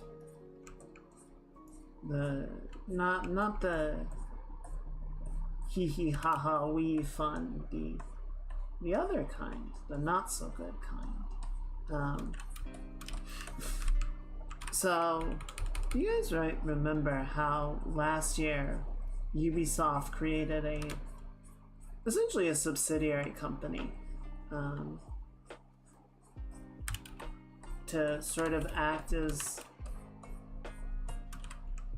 kind of seemed like a lifeboat for a number of their IPs, right?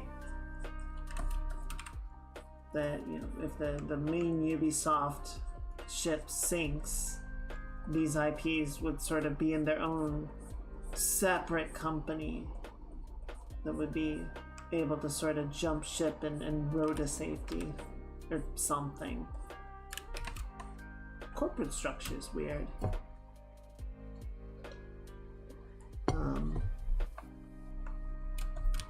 And this particular little subsidiary had a 25% holding by Tencent. So essentially Tencent kind of is in a position to take over a lot of Ubisoft's most lucrative IPs in a few years, which is fun and neat and great and not at all fucked up, but you know, we'll roll with it.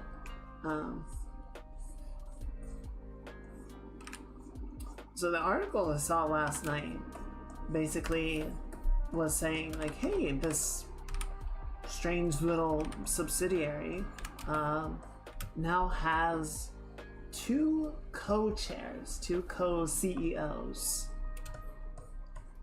and one of them makes enough sense, you know, experienced industry veteran. The other one is the CEO of Ubisoft's son, Charlie Julimon.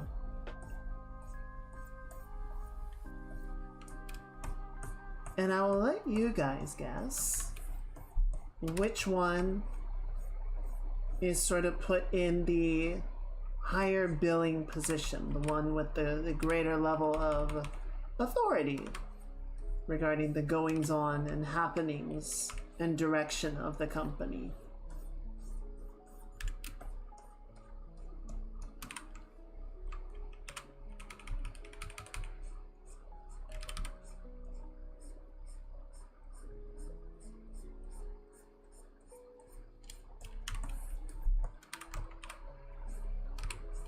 At this point, I wish I could say any of this is surprising.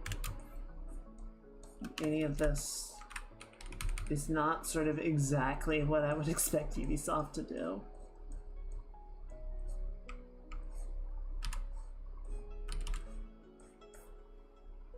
Unfortunately, it all just kinda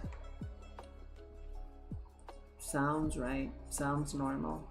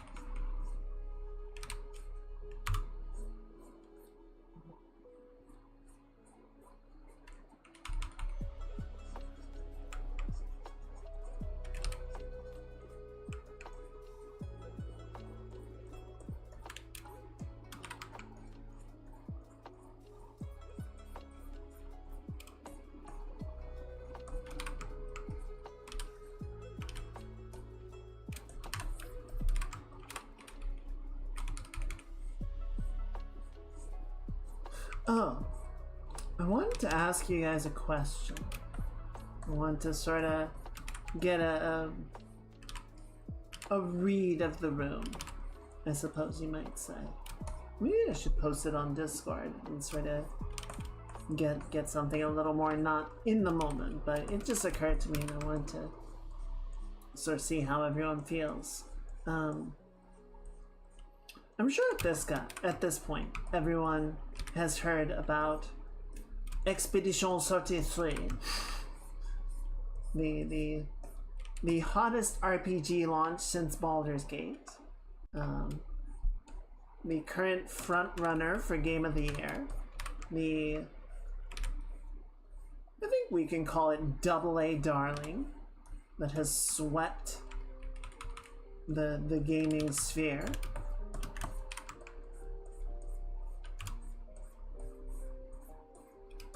So I do not plan to play RPGs on the channel just because they tend to take a long time, right? And I kind of figured like it was gonna be too big of a game, too long of a game.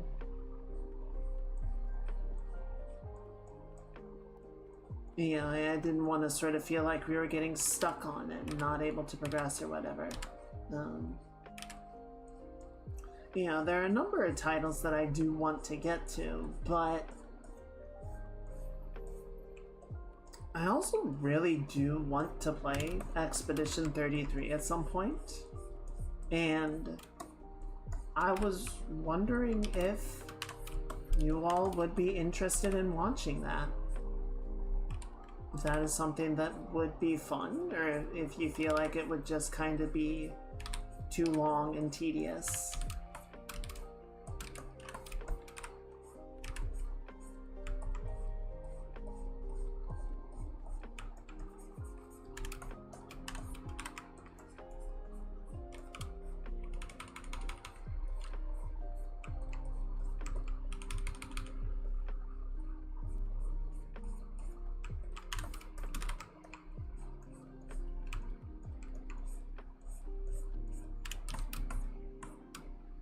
And I think we have both of the Horizon games to go through first. And then after that, I'm not sure. Like, there's definitely a list of games that I want to play, right? So I don't know where Expedition would sort of slot into the list, but it's definitely on my radar as something that I would like to play, something I would like to engage with.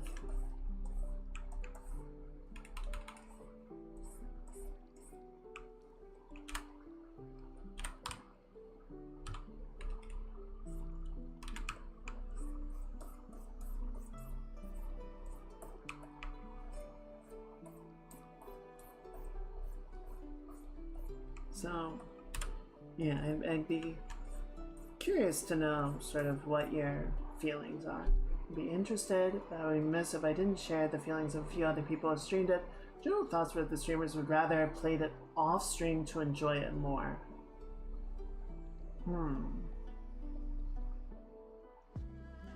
Interesting.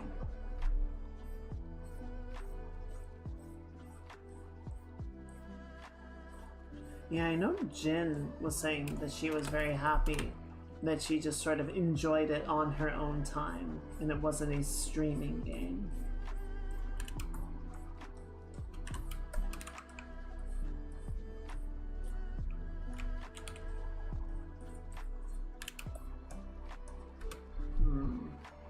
Okay.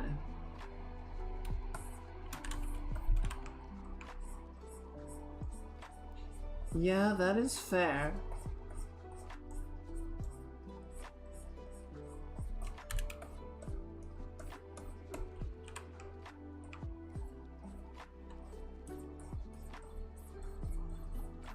It's definitely worth considering if that's gonna end up sort of becoming a hindrance to the experience.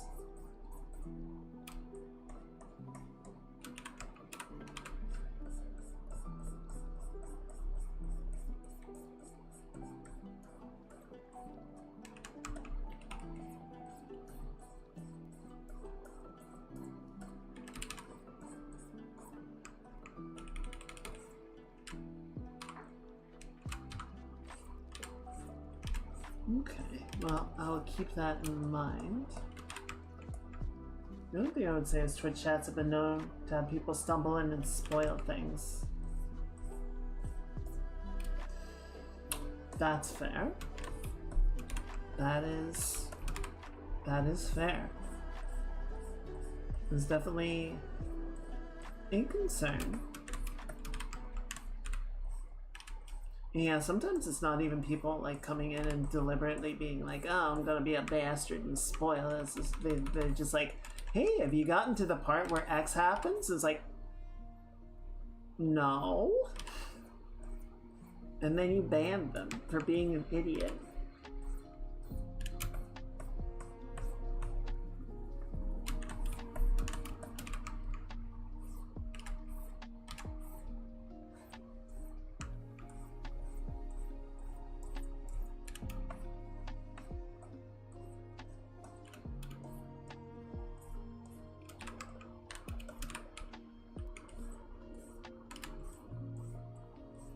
Yeah, I'm trying to think who I've watched that has streamed it.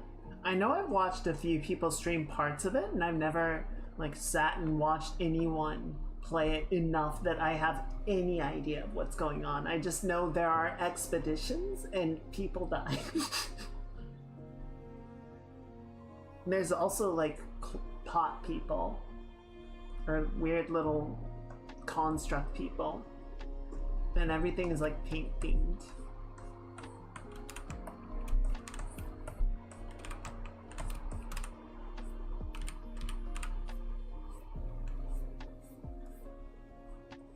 Honestly, I don't even know if like the expedition number is counting up or counting down. It's a wild story from what I understand. But good, very good.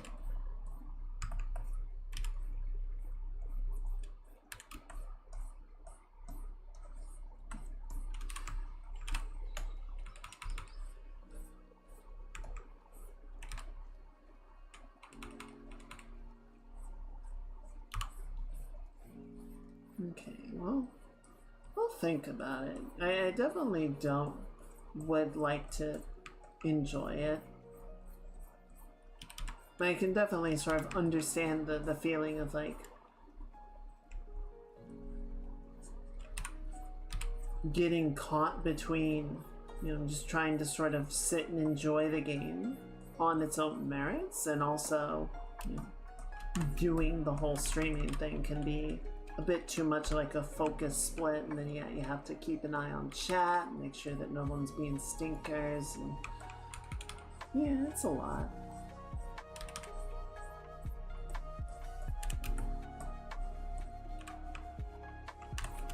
That is fair. It's up to you. No, I appreciate it. I think that's a good point of consideration.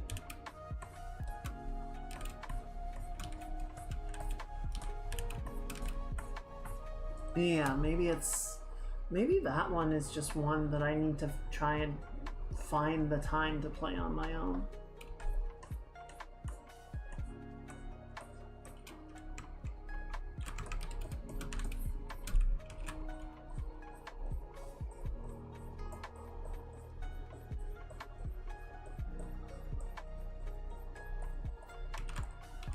It is always kind of weird because it's like, oh, you know, I can't play these RPGs, they just take too long, and I can't find the time for them, and then I'll sink 40 hours into some other game like it's nothing. And then I kind of look back, it's like, damn, I could have like finished this RPG. Apparently, like, depending on how much you try and be a completionist, Clair Obscur is somewhere around the 40 to 60 hour gameplay mark, which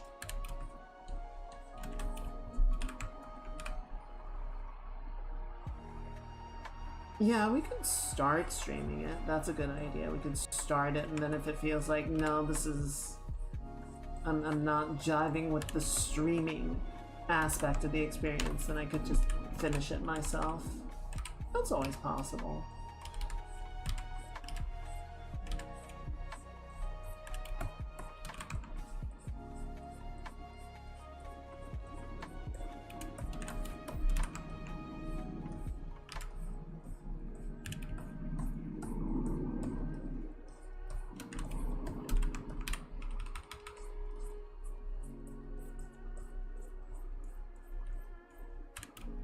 There we go.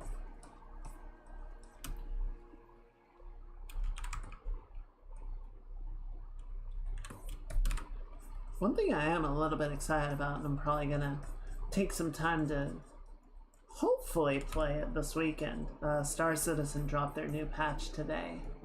They've got a sort of hauling race event of sorts.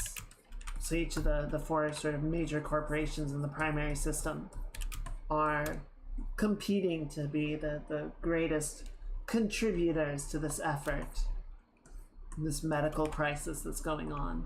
And so, you know, they're subcontracting to anyone with a ship and a heartbeat to come bring them supplies to participate, you know. And so there's a bunch of different ways that you can go get the supplies, and then you have to drop it off at their respective space stations. And whichever system collects the most is the winner. And if you participate, there are different tiers of rewards depending on how much you deliver. It seems fun. It seems like a nice, accessible event that hopefully won't break everything.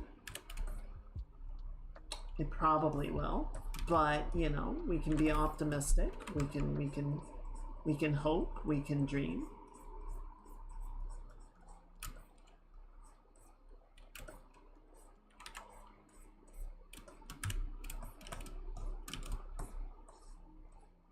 So yeah, hopefully we'll try and get in on that a little bit this weekend and kind of see what it does.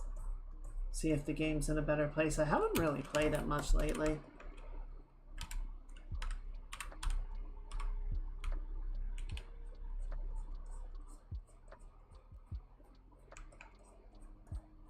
It's kind of funny. A lot of people that have, you know, been playing Star Citizen or watching it have sort of jumped on Dune just because I think there are similar itches that Dune scratches that, like, Star Citizen is promising it will scratch at some point in the future, but it's not there yet. And so I think there's a lot of people that are like, oh, well, this game is here right now. So let's go do that in the meantime. And then they play it and they're like, oh my god, I forgot what it's like to play a game that's finished and actually works. What a wonderful feeling this is.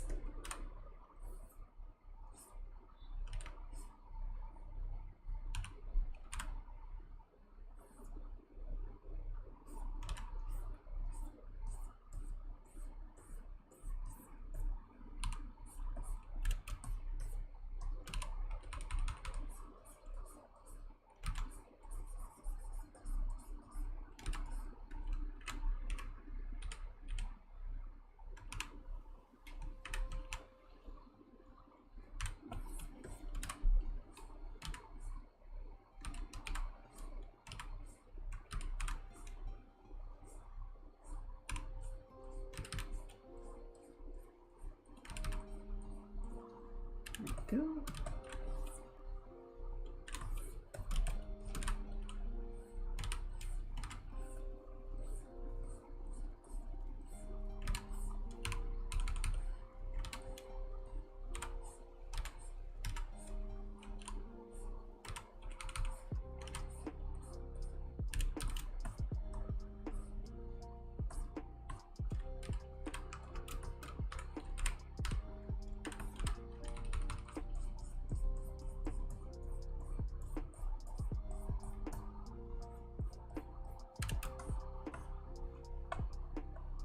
Looks pretty good, I think. I know come October, the whole month is going to be focused on a single game.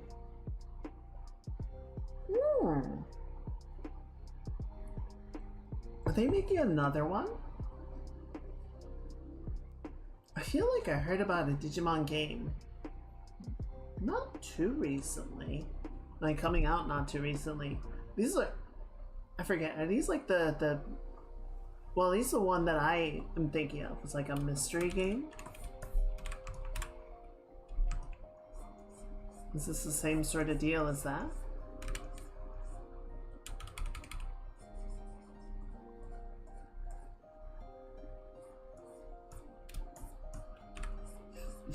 Digimon is such a weird thing to just kind of like, I don't know, it definitely tried to situate itself as a competitor to Pokemon at one point. Now it's just kind of like, okay, next in the Cybersys. Okay, they're kind of kicking those out quickly, aren't they?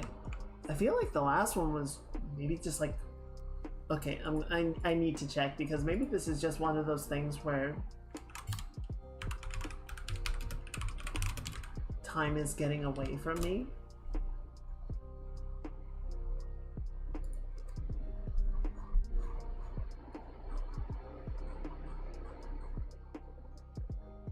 Role-playing video game. Okay, so the first one came out in 2015. Okay, so a port was announced in 2019. No, that's not what I'm thinking of. That can't be what I'm thinking of.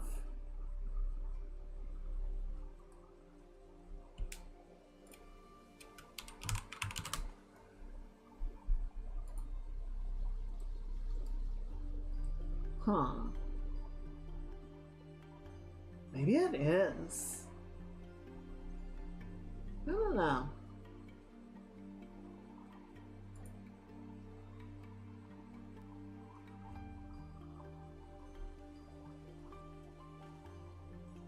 Okay, here we go. Digimon Story. And then there was Time Stranger? Okay, yeah, so Time Stranger is the one coming out in October. And then Hacker's Memory 2019.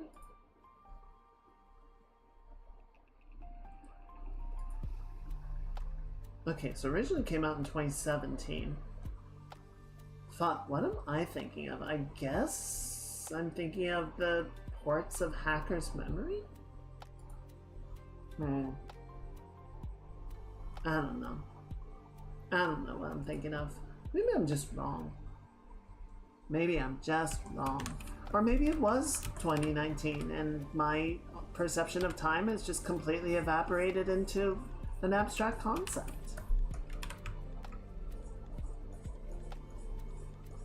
That's also possible. Okay. Yeah, okay. I think I'm just phasing out of time. It is a non-permanent concept now.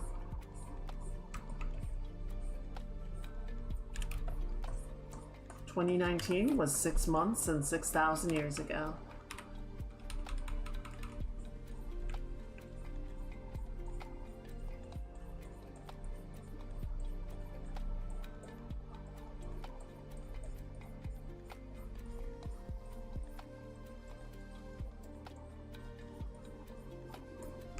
I remember being a very big fan of the Digimon anime.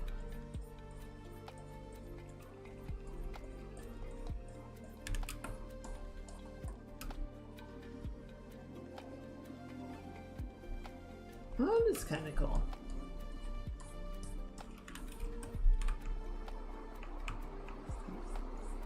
Just add more content without. Yeah, it's like a full-on expansion pack level. I miss expansion packs. This whole DLC thing. I don't know, man.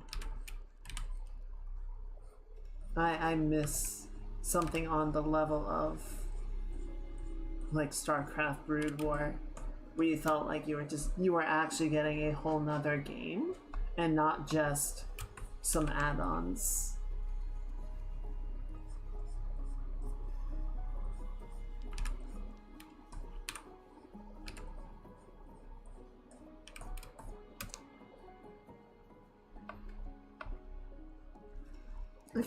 I don't know,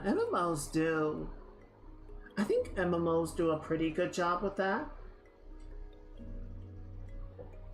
Right? Like WoW and Final Fantasy and Guild Wars, their expansion packs are generally pretty substantial. I think part of the sort of challenge of them, you know, compared to like the Brood War era, the Brood War style, is the content development of an MMO's expansion pack is released progressively, right?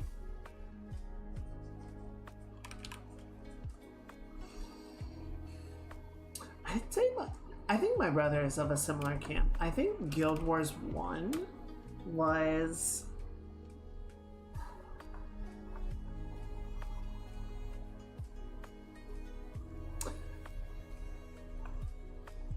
I'm not sure exactly what it was. It definitely had more sort of, how will you say,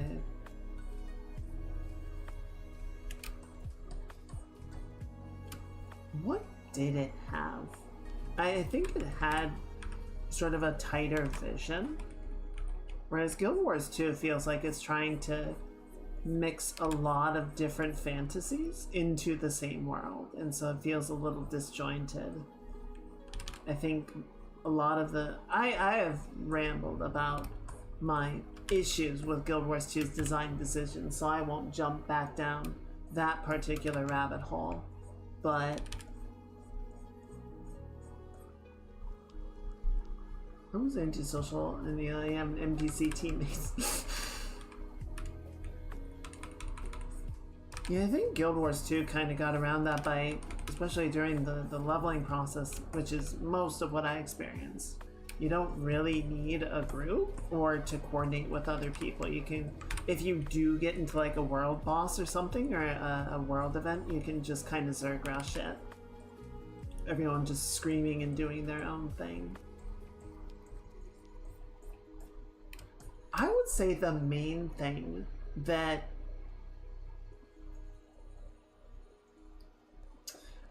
I don't know, is it really a negative?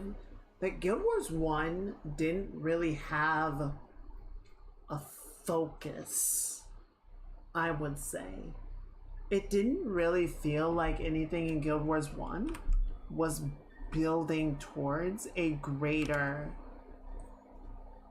story or narrative, right? There was just a bunch of things happening and you were sort of participating in them and helping, right?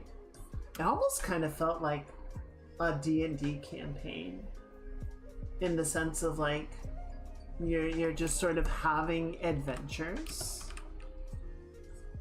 You know, there's sort of an inciting event and then you just kind of vagabond your way from place to place, solving problems and helping people. Yeah, I think a lot of D&D campaigns do eventually build to something, but I think the sort of weird thing in the case of Guild Wars 1 is there's sort of the point where it got to that culminating event was the final expansion pack, which was essentially a prequel for Guild Wars 2, because the final expansion for Guild Wars 1 had you going up against, you were helping the dwarves to deal with a primordial evil that was threatening to awaken. And so you like, they undertake the right of the dwarves to sort of become semi-impervious stone soldiers. And then you go down there and you beat the big bad evil, and you know, the dwarves have sort of sacrificed themselves to complete this task, but, you know, you saved the world from evil, good job everybody, you can all go home. And it sort of reveals at the end, like, oh, you know, the thing that you defeated was a major domo to Primordus the Elder Dragon. And with the major domo destroyed, the Elder Dragon has begun to stir. And we cut ahead to Guild Wars 2, which is like 300 years in the future, and a bunch of the Elder Dragons have awoken and have wreaked destruction upon the world, and, you know, everyone is sort of struggling to not get eradicated. You know, Primordus has still not appeared, but he is sort of continued to cause problems from beneath the surface of the world. And then a bunch of others have taken a much more sort of active frontline role. And so they're the ones that we end up dealing with first. I want to say Primordus in Guild Wars 2 is the last Elder Dragon to fall, but I also stopped playing well before we got to that point, so I have no idea where the story ultimately goes with all of that. I did not like how they handled the story in Guild Wars 2. I thought it was pretty dumb. And maybe it got better over time, but the vanilla story had some strong moments, and then the climax was just like, we shot a big gun at it. It's like, cool. We shot it a bunch, and it died.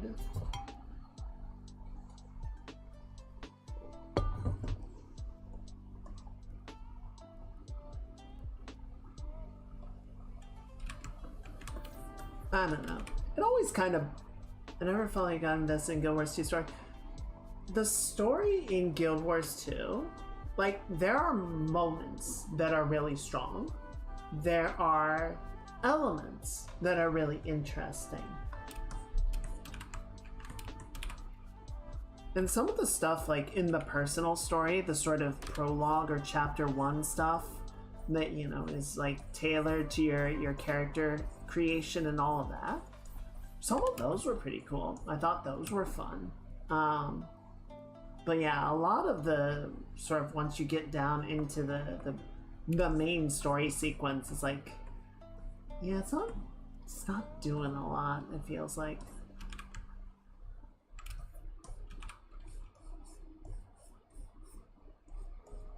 I don't know. I always kind of feel like if you... I felt like I came up with a better version of how things should play out in my own little, like, internal monologue, internal RP, than what they ended up doing with the game. And I'm like, alright guys, cool.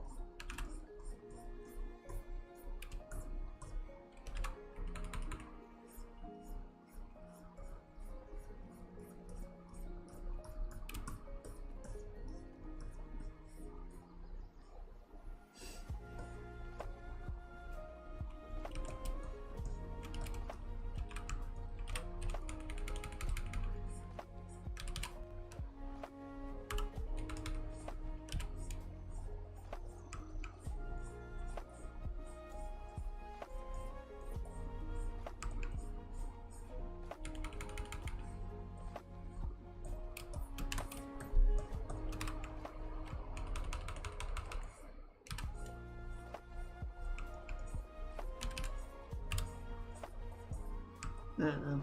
It was still better than Old Republic. Old Republic writing, what?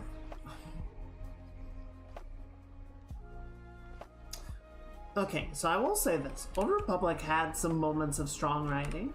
It had some moments of, like, oh, this would be potentially really interesting. And I tried playing I got through the Republic Troopers Chapter 1, and that was pretty cool. I liked that a fair amount. The Jedi Consular story was boring.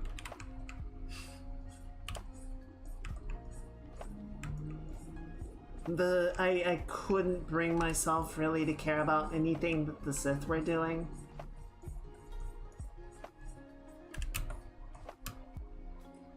But I think I think what ultimately sort of did Old Republic in for me was anytime I play an MMO, I like to use it as a sandbox to sort of craft my own story and sort of have my own personal interpretation of events and sort of tell a story using the MMO as a stage and to provide, you know, context and all of that, right? And when I played the Old Republic, it always felt like I was trying to sort of craft my own story and tell me, or, you know, decide what my characters were doing and thinking and feeling, and, you know, the game would sort of slap me on the wrist and go, no, you're doing this. And that really sucked. That was not a good feeling.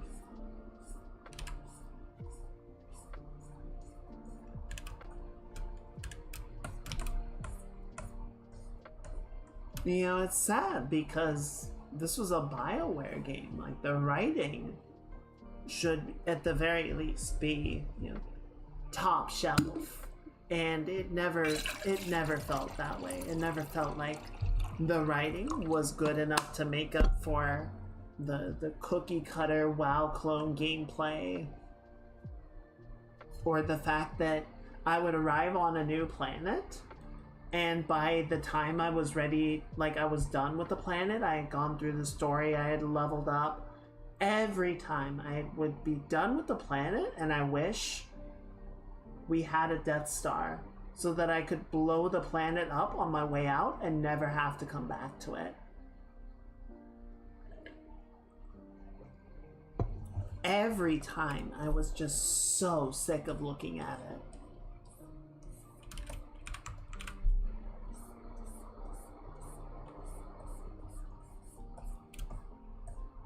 It's like, we need to invent a time machine so I can go to the future and get this Death Star and bring it back and solve all of these problems. Just burn it all down. It's not worth it.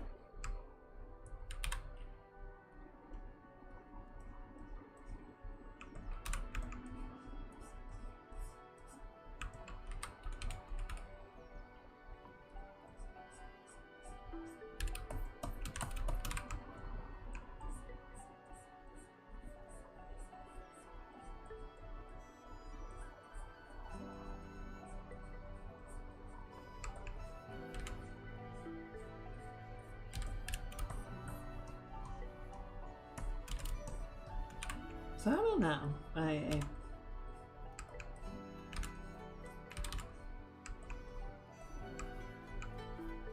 I do kind of agree that I think Guild Wars 1 had a more unique flavor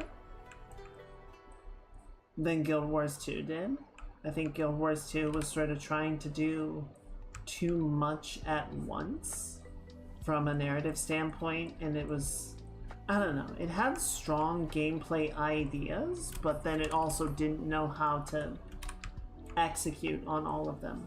There were a lot of things that I felt like it just kind of flatlined or half completed, half did.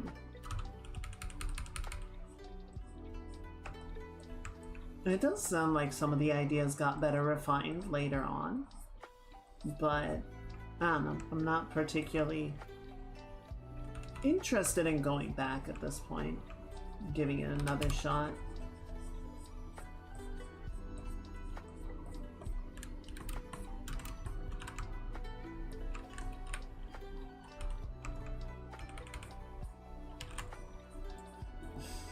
It's definitely not bitterness that I applied to ArenaNet and they didn't give me a job. It has nothing to do with that. Honestly, if I were that vindictive, I wouldn't play video games. Because I'm pretty sure I applied to most of the studios at one point or another. Not all of them, but a lot of them.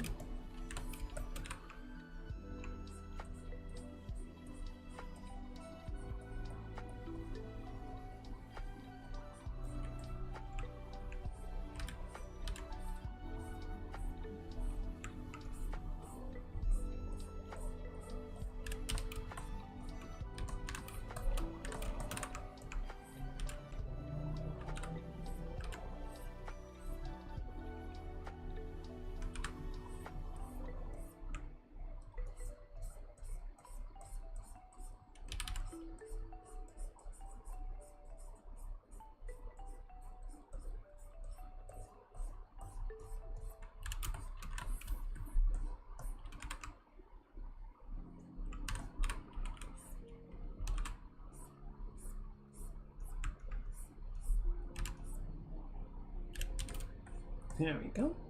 That's a lot cleaner. I like that. Do I like that? Yeah. No. Close. It's close.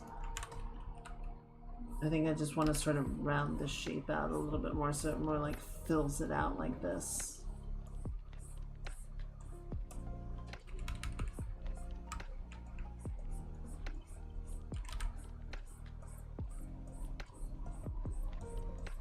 Okay. So think a little bit about the game dev stuff, not whatever the fuck this problem is. Fuck it. I cannot devote any brain power to it right now, or I'm just gonna get upset. I do want to keep doing the game dev streams, but I think for the immediate future, we're gonna need to pivot to something else because I can't get the animation stuff to work the way that I want it to. And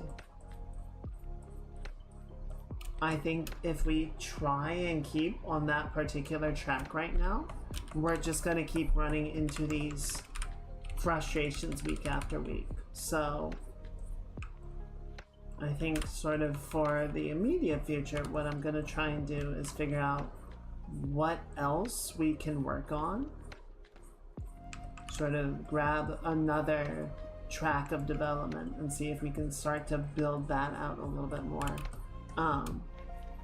I think the main thing that I need to do for core systems is we are working on a test build just to sort of let some testers run around with the gameplay and try throwing the book around, try swinging off of stuff, climbing ledges and whatnot, and just get some feedback on how good that felt and whether they liked it.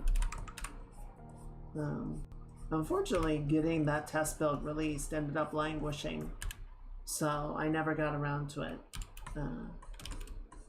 I feel like that's going to be an important factor because, you know, we basically have the technical side of it, you know, figuring out how well is the gameplay working, how good does it feel, how fun is it, right?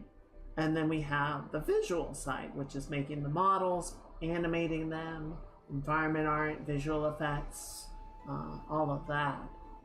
You know, I can write out the story more. It's not really something to do on stream. It's not that interesting to watch, I don't think. But some of that is going to be very dependent on what the gameplay is doing. So, you know, if we're kind of blocked on the visual side of things, I think we're gonna have to sort of pivot back to the technical side, the gameplay, which is then kind of dependent on that test build. So, fuck.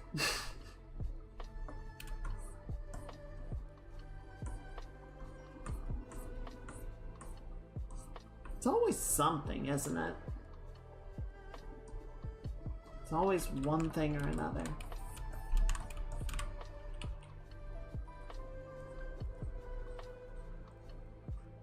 Yeah, and it'll just give me some time to try and solve whatever the problem is without having to do it on stream or have it be ready for stream.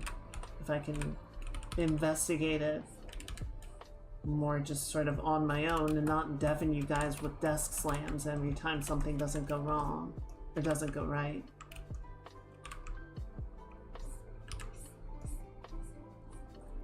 I think that would be better for everybody.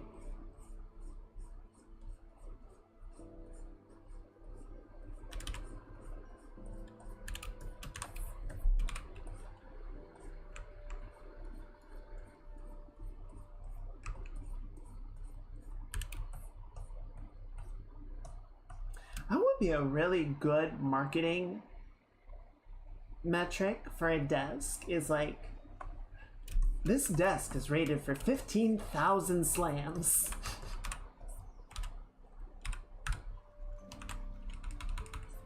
will not break under even the hardest rage.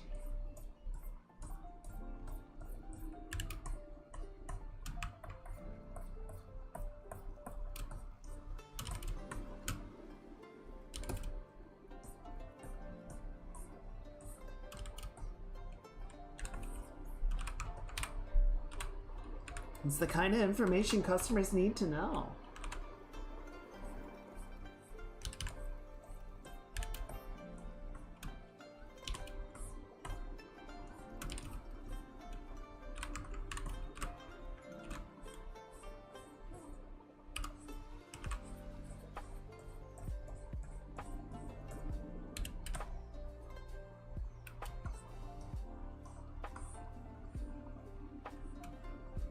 I'm gonna try something really quickly. I just want to see what this looks like if we make the squint even more sly, even more devious.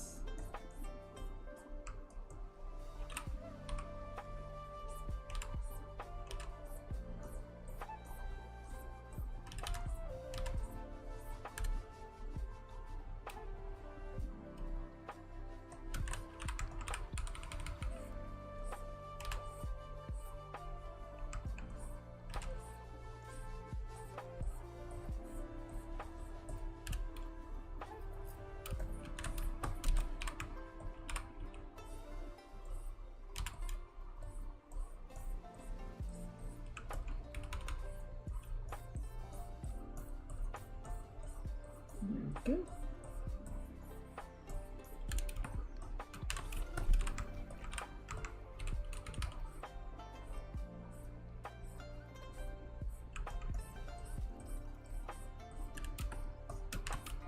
Just a little bit more down here.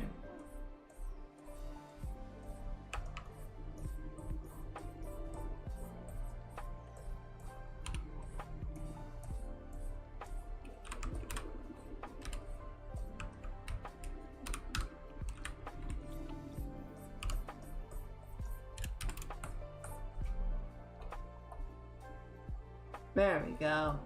Look at that. Look at that smug little smile. Look at that smug grin. Little stinker.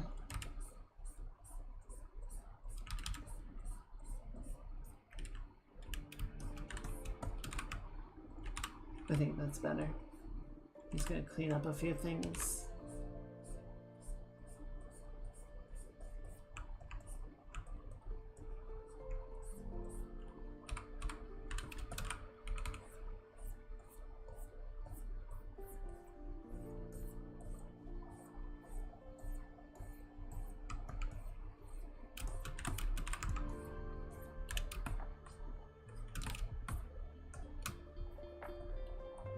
Yeah, good.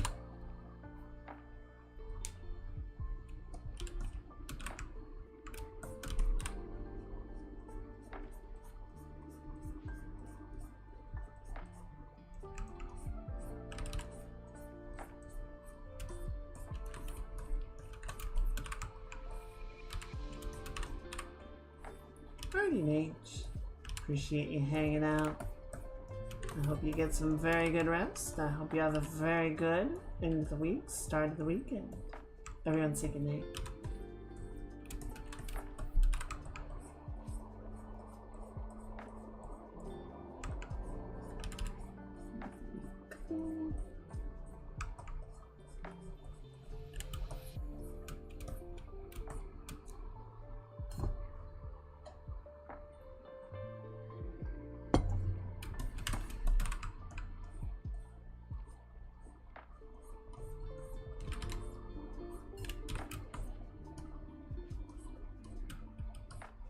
Yeah, honestly, I think we're on track to finish this tonight. I think it is very, very close. I'm just kind of putting a couple little polishing touches on some of the shapes and whatnot.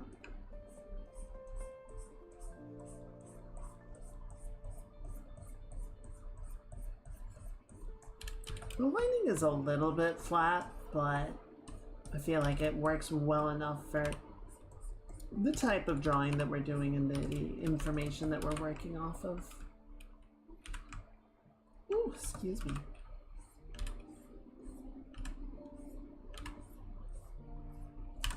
So maybe, I think what we might end up doing is, okay, so I need to get that test built up, and it's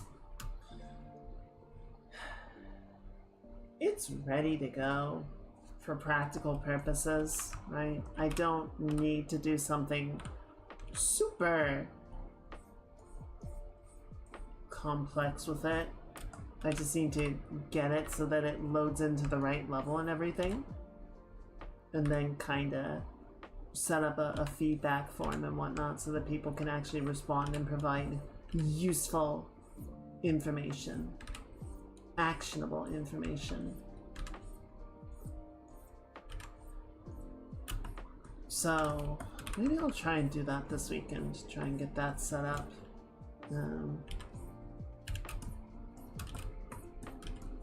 If we can do that, it'll probably take me a little bit of time to sort of get to a point where I have that information brought back and collated and know what to work on. See, the thing is, I don't feel like we need more types of gameplay or mechanics than we already have. I don't think the game is starved for complexity. I think a lot of the trick is going to be figuring out how to take the tools that we have and leverage them in interesting ways, right? The game needs depth, not complexity. It needs interest. It needs variation on the tones, the melodies that we already have, not more melodies, more instruments.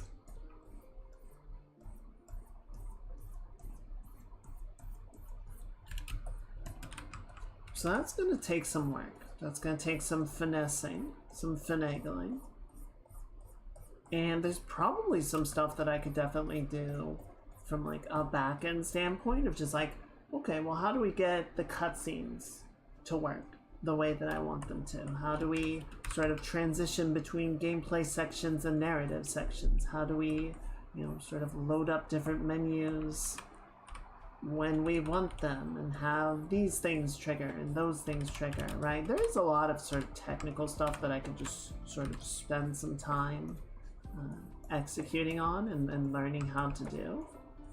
But I think a lot of the big questions that still need to be answered are pertaining to gameplay refinement. So we're going to need to spend a fair amount of time investigating those and refining it.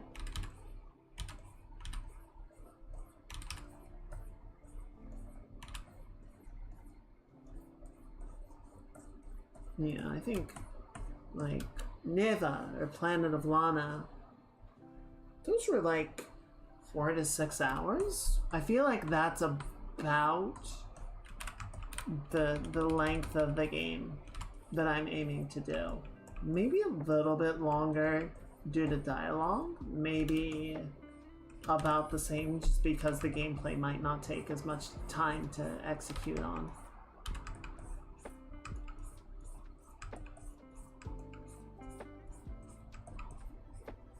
The funny thing, one thing that has occurred to me, and this is being very ambitious because it's assuming that anybody would even actually want to, so the Final Fantasy IX run this year, they completed it in under 4 hours because they had a mod that cut out all of the cutscenes. So there was still some dialogue, there was still dialogue that was like, during the gameplay, you stop and talk to an individual and it brings up a dialogue window and the characters will go back and forth a little bit, wah, wah, wah, wah, wah, wah, wah, wah. But anything that sort of like cut to black and then had like a scripted series of dialogue where the characters would like walk back and forth, they had sort of not animated it, what's the word? They had like scripted it for stuff to occur in particular ways. And then obviously all of the like fully rendered CG cutscenes, all of that had been modded to just never load and play. It just cuts straight to the next gameplay segment. And that cut like 4 hours out of the speed run, just because even mashing the dialogue buttons as fast as you can and skipping all the cutscenes and everything, it still takes a while to just get through all of that, instantaneously. I think when they ran Final Fantasy IX previously at GDQ, it was like an 8-hour run. So yeah, it probably cuts about 4 hours down. So I've thought about, if anybody wanted to speedrun Pages whenever I actually managed to complete it, including some sort of cutscene skip option, like a speedrun mode where it's like, oh, the game will just automatically flag cutscenes as complete and let you go through them without having to stop and watch them. I feel like that's definitely sort of an 11 o'clock thing, right? It's like, okay, we've got all of the game running the way that we want to, and now we're just gonna add this in as a little bonus of, hey speedrunners, I see you, I appreciate you, here's a way to make your runs faster if you wanna.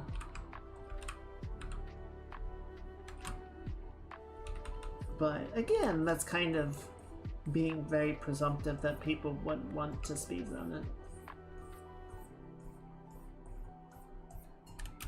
That said, people find joy in speedrunning all manner of games, whether they are good or bad.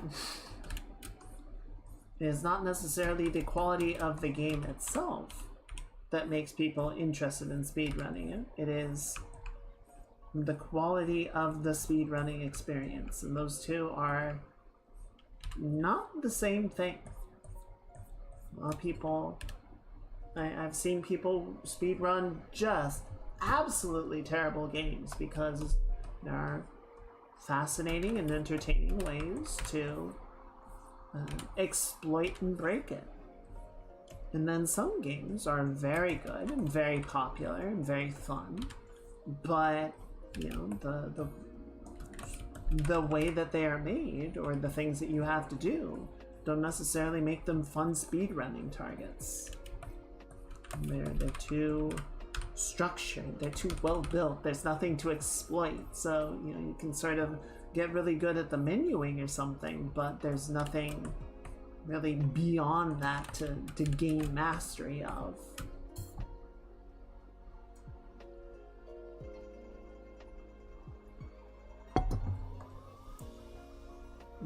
Some games on speedruns.com, they have to include like glitchless categories, because like, yeah, if you're allowed to just do all of the glitches that people have found, you can beat this game in 5 minutes.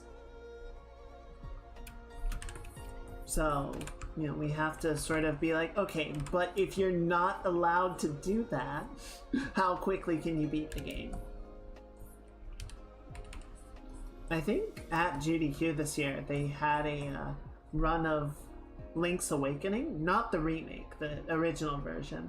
And then once they were done, they were like, yeah, so here's how I beat the game in like 3 minutes. And you go over and you do this thing, and then you create a wrong warp scenario, and you just like warp to the end of the game. It's like, oh.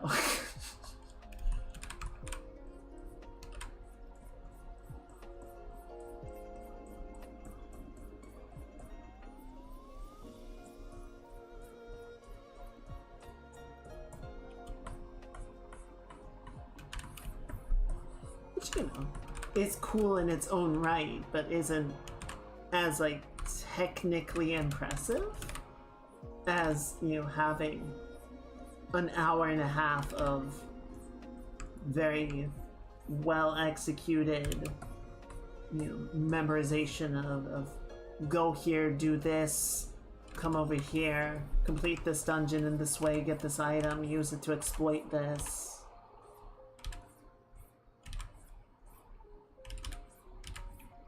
Like they had a run of Majora's Mask.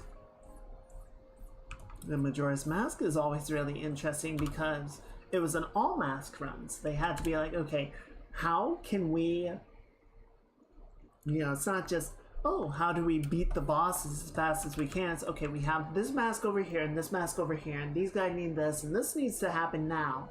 So we need to do all of these things in a very particular order so that we spend as little time running around repeating tasks or going to particular locations over and over again as possible, right? We need to optimize our movement around the world.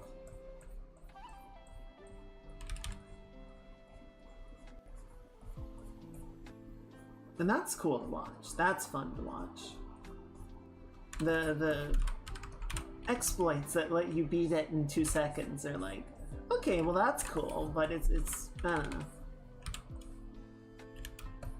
It's neat, but it's not as much of a show, which I think especially for something like GDQ, they definitely want a show, right?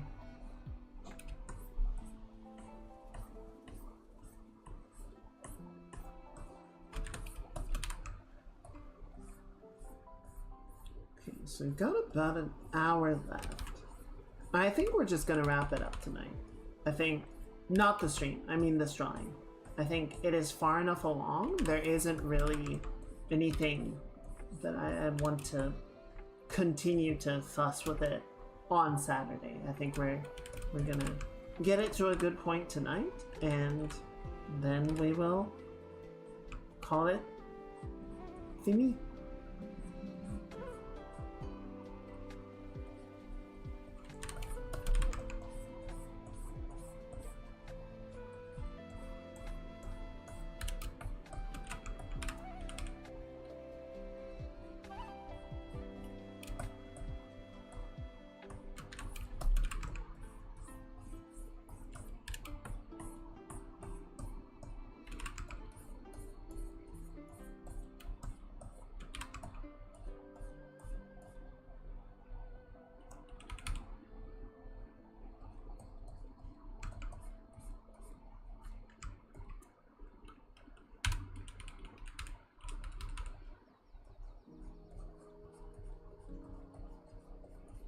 Good.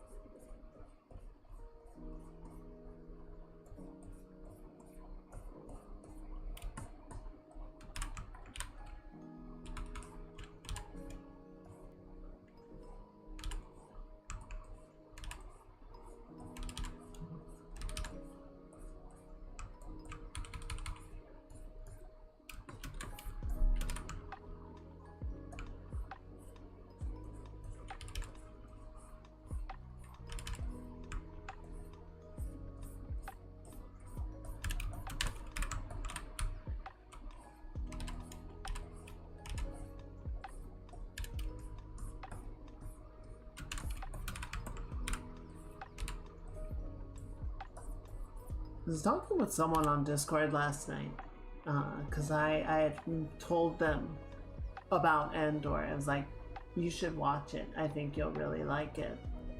And they're almost done with the first season. They might have gotten around to the season 1 finale now.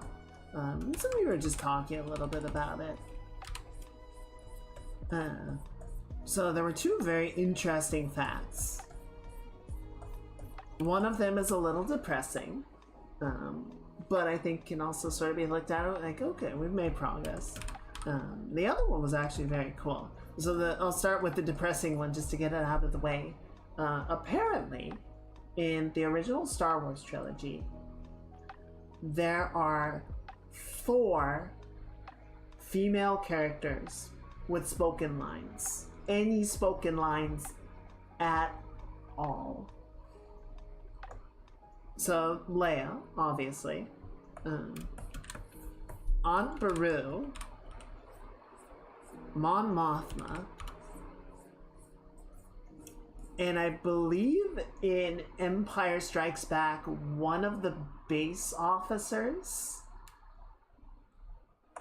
is a woman. And I think she like says something to the commander. She has like one spoken line. And that's it. Everyone else is male. It's like, that's not a great look.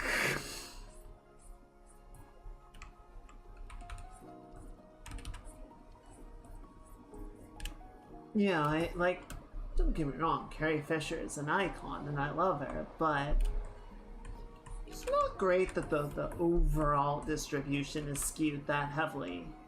But, you know, again, we can kind of look at like, okay, well, that was the 70s and the 80s and we're better now. But that was a wild thing of like, oh shit, yeah, okay, that's not great. The cool fact that I found out. So, there are two cartoon to live action continuity in Star Wars casting. So, Katie Sackhoff has both voice acted and stage acted Bo-Katan Kryze, the Mandalorian. She is the only actress to play Bo-Katan, to my knowledge. There might be... I don't think Bo-Katan has shown up in any of the video games, but if she has, that might be other people. But Katie Sackhoff, as far as like the show running, is the actress for that character. And then... Oh, I'm gonna mess up her last name.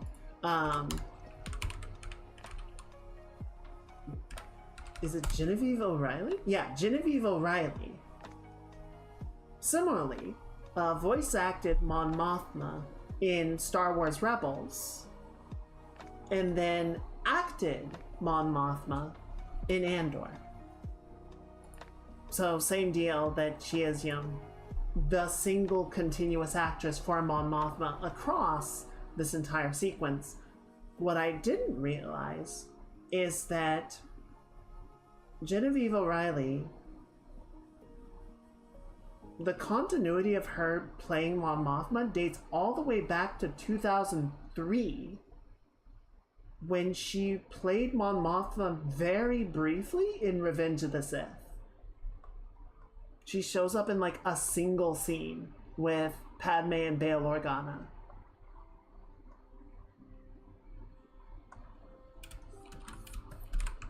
I'm like, okay, that's really cool.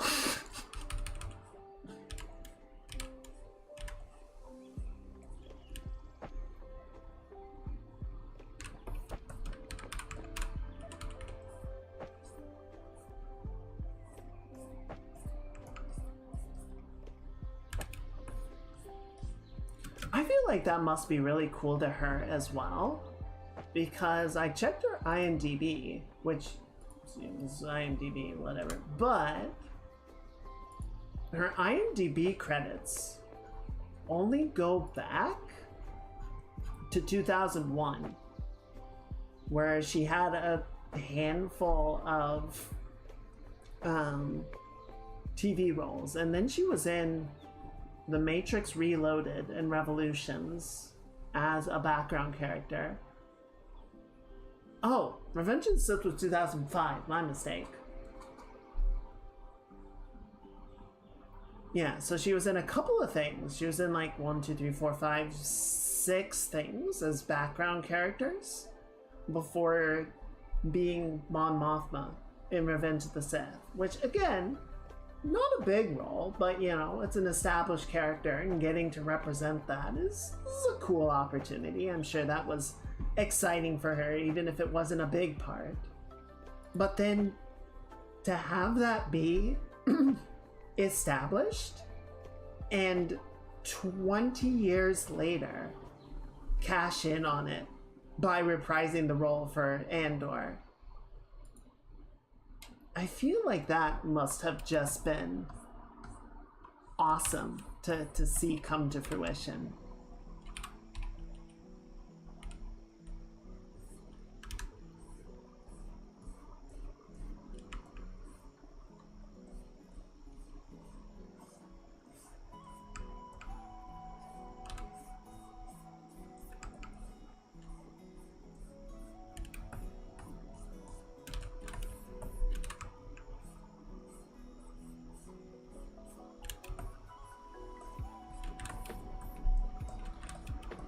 There was also one fun little detail in Revenge of the Sith that I never really picked up on, and it was like later renditions of the scene that sort of made it more apparent, in my opinion.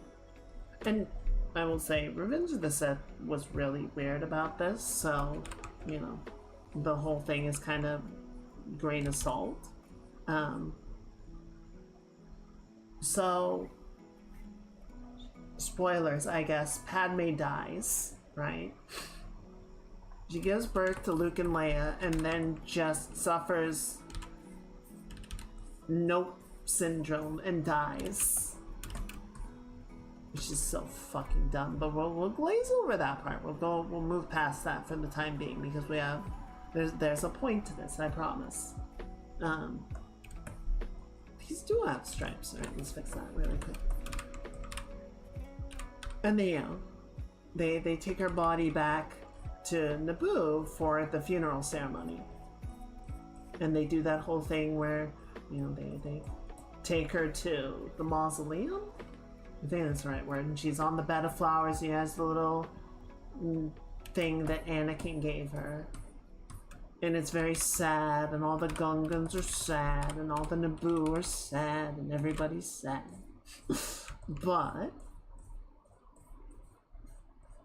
what I didn't really pick up on was they dressed her up for the ceremony so that she looked pregnant.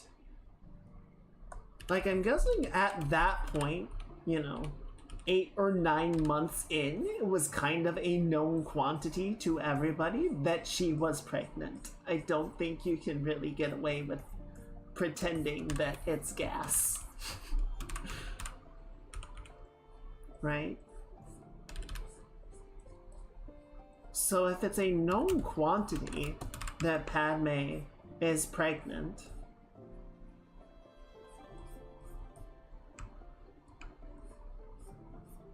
but then she shows up at her funeral and she's not,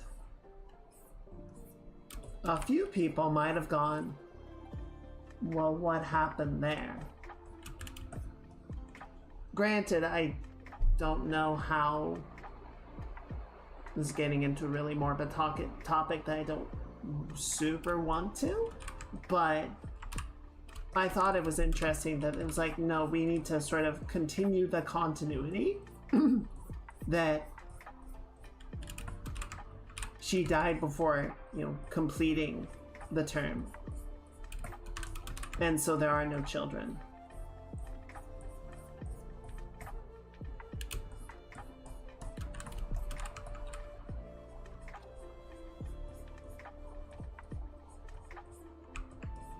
Because someone may well have known enough to start sniffing if there were clues to be found.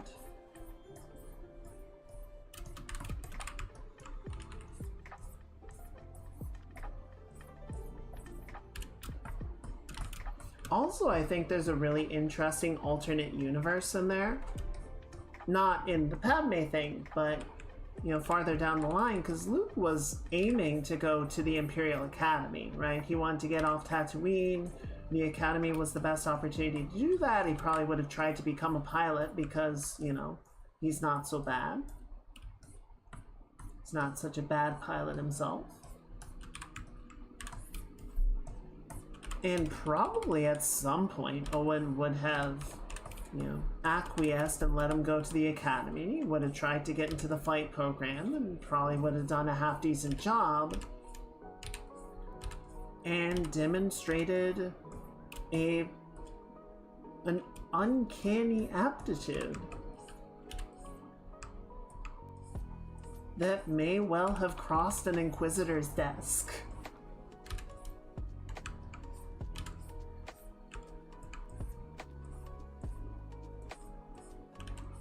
And I can't help but imagine a Star Wars timeline where Luke gets picked up and turned into a Sith Inquisitor.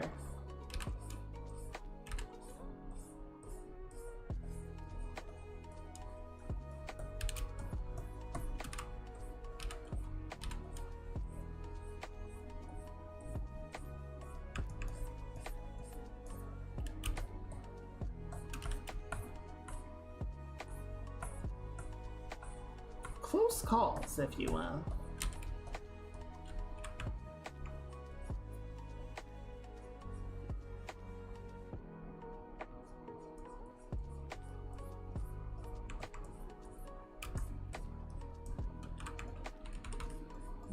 Good.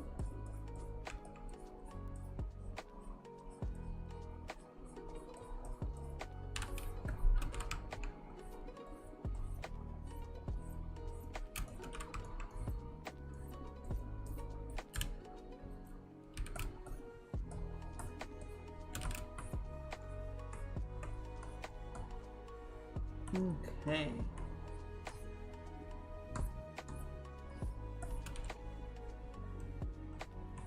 I think this is looking pretty good. Just soften this up a little bit.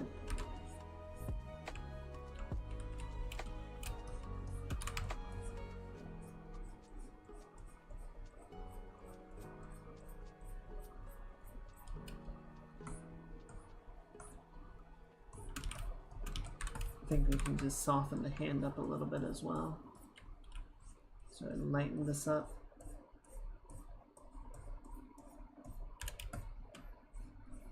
A little bit more continuity in the shading, a little less intense darkness in the creases.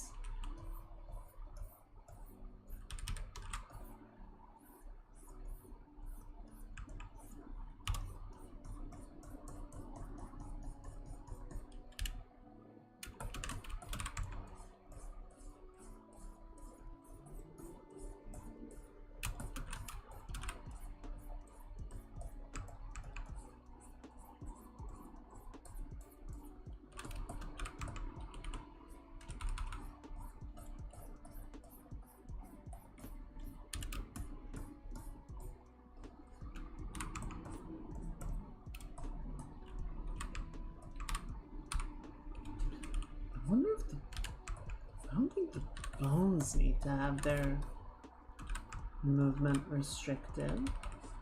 The bones definitely shouldn't be translating around. If they are, that's completely fucked.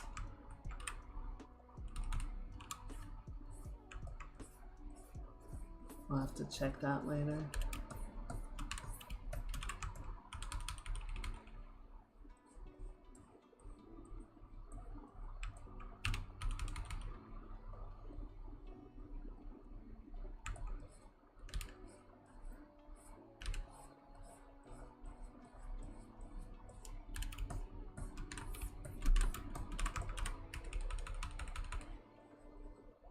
Yeah, if the bones are sliding around, that would definitely break things in horrific and unexpected ways.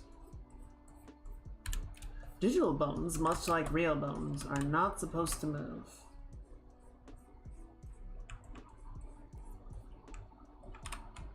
They only rotate.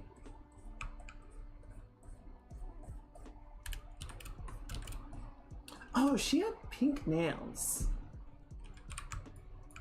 Let's do that really quickly. You can only see the one, but it's a good detail. You're watching this video sitting down. I'm gonna need you to fix your fucking posture, you croissant-looking letter C crescent ass scoliosis motherfucker. Fix your spine! Damn! There we go.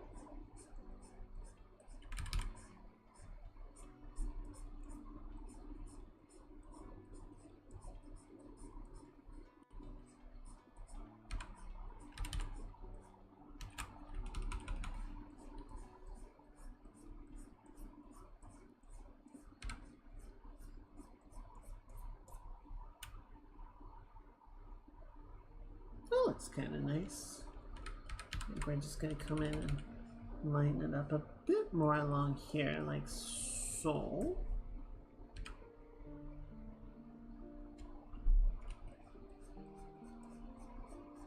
Sort of shade it in a little bit like that.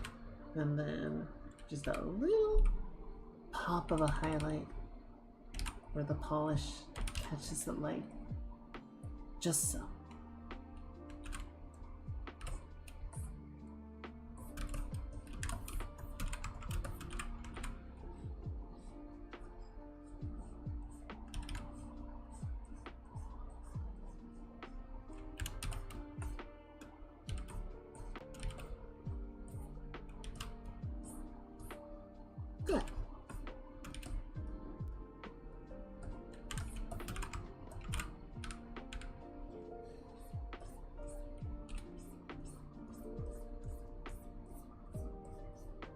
to check to see if Lily's streaming tonight. I feel like this is usually the time when she's on. I want to say she's West Pacific, but I don't know where specifically.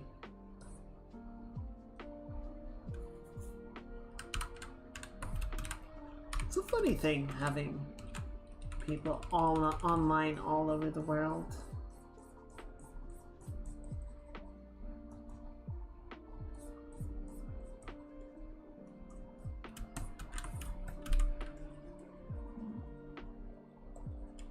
People almost sort of take shifts, right?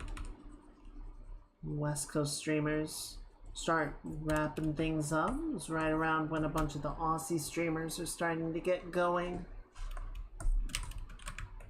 A little bit later, the European streamers start to pick up the pace as their days get going.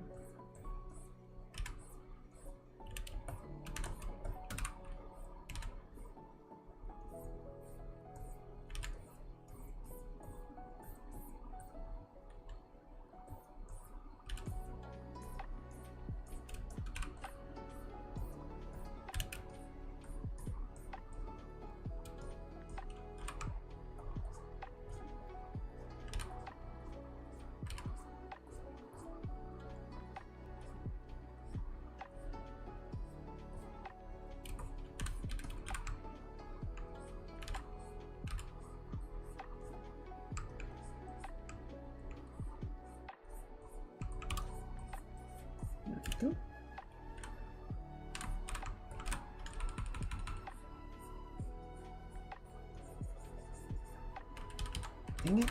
Come on. Almost got it.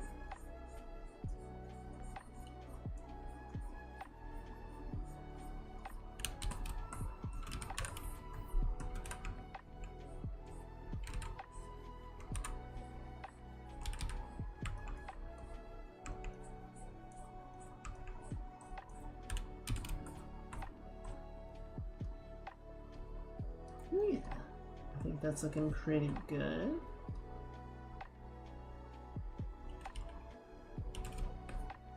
Let's see. Anything else we can smooth out in here?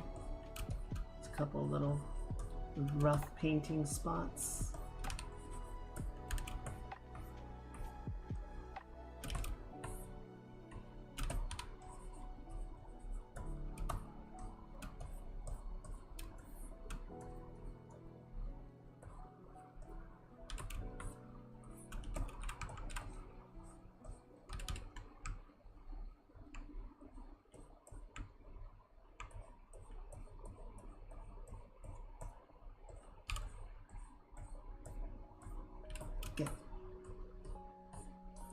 Ears look pretty good.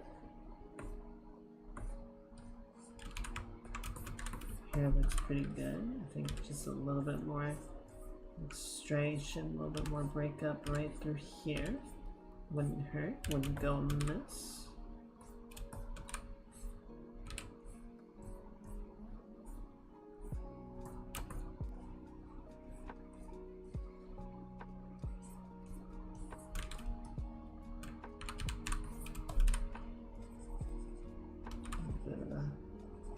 Sheen on the band-aid here. A little softness like that.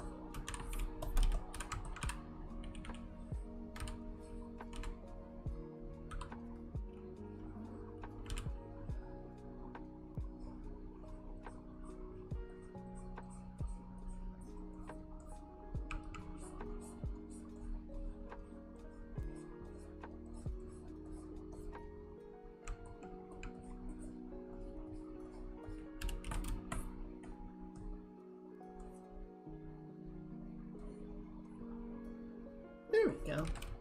Yeah, I think that looks good. I think the bow looks pretty good down here. I just want to clean up this line like so.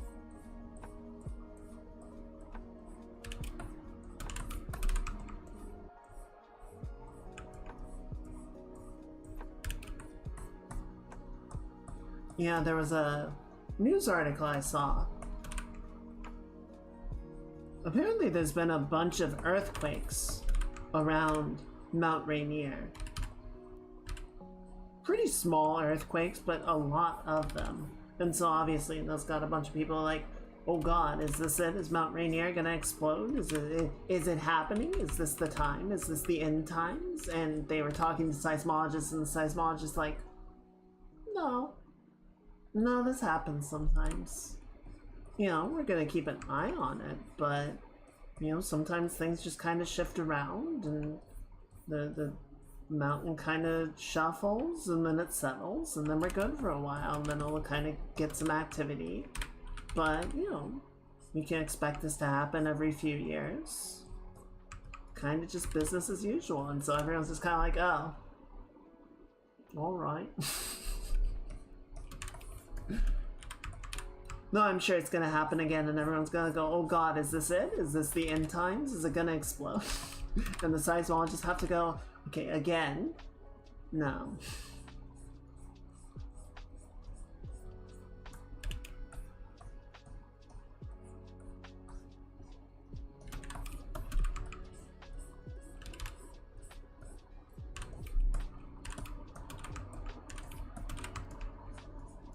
I think the one sort of good thing about it happening is, you know, it does sort of reopen the discussion of readiness and preparation, and you know, people run safety drills and evacuation drills and check to see sort of if this was the one, how ready are we to deal with it.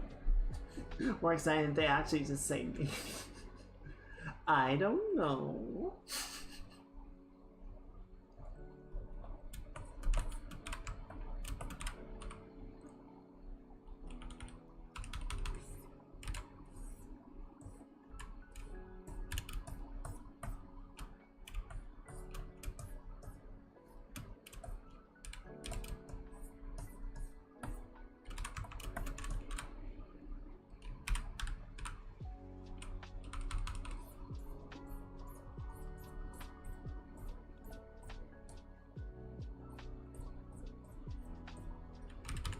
Why would we buy a fire extinguisher if the house isn't on fire?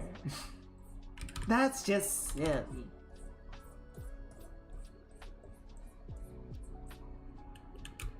Really just seems like a waste of money, if you ask me.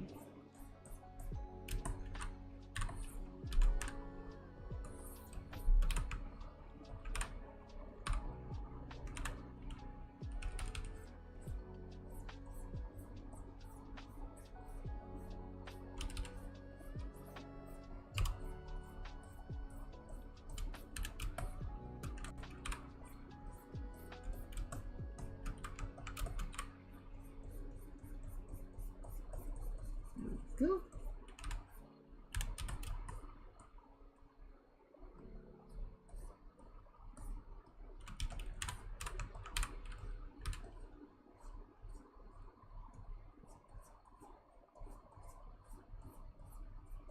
I'm just, excuse me, I'm just kind of finding little tidbits to finesse up.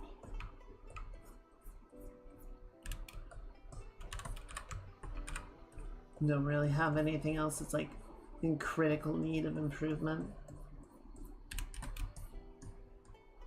I think it's looking pretty good, TBH.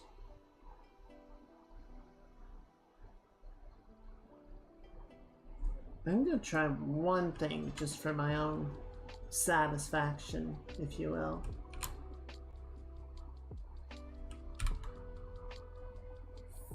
I'm just gonna...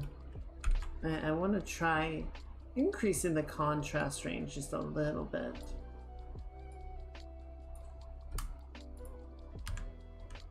And then I think we'll go ahead and add our dark and light vignetting.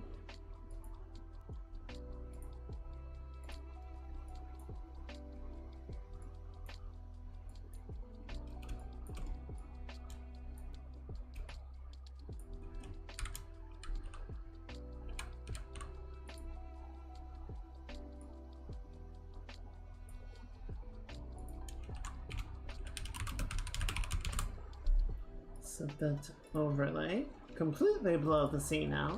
That's fine.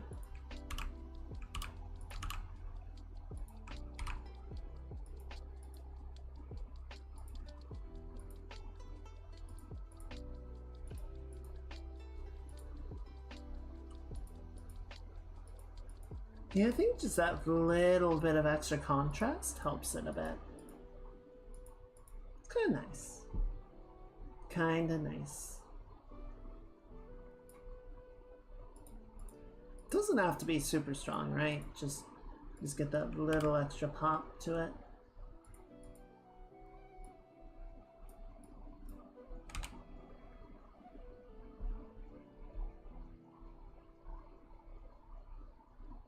I like it.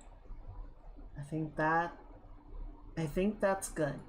I don't think it really needs anything else. I don't think it really needs any polishing up. So, with all that said, I think it is time for the final thing.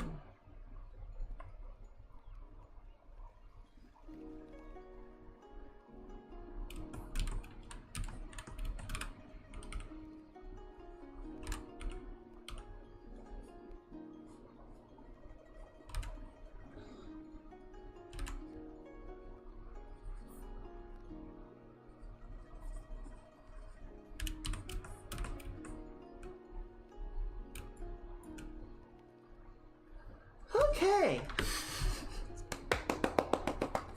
Well, we accomplished one thing tonight. Clippy! We got one thing done. So I'll take that. You know what? I will take that. I will take it. I'll be satisfied with it. Obviously, still frustrated. Still frustrated about the other thing. But we got this. And I'm happy about that. Let me just check to see really quickly. So, we've got about a half hour left until our normal stopping time. And I'm kind of feeling like this would be a good opportunity to call it a night. I was thinking maybe to open up Dune and maybe run a mission or something really quick. The big thing I want to do in Dune is I've been working on my base. I kind of want to tear a bunch of it down and start over. I feel like I can do more interesting stuff with it. But that's going to be a bigger project. I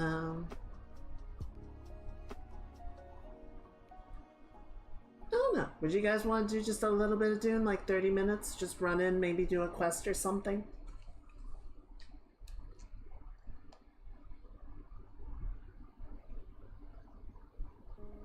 Hey, Vader. Thank you.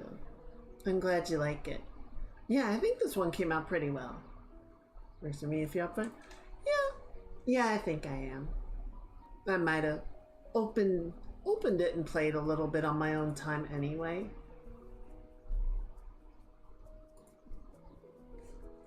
Once the stream was done, so might as well get a bit of a head start on it.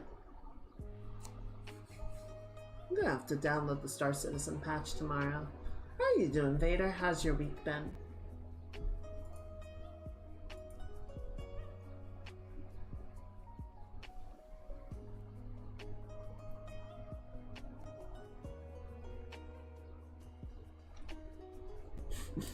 Freaking everybody's playing Peak right now. It's Jin and Eiko and who is it? It's Jin, Eiko, Ivy, and who else was playing? Oh, Coco. They're all playing Peak together. And then Lily is on. She's playing Peak with a friend.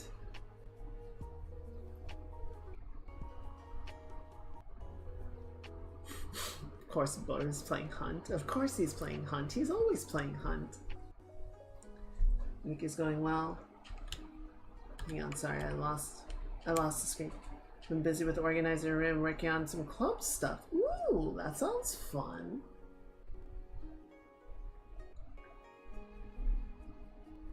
What kind of club is it?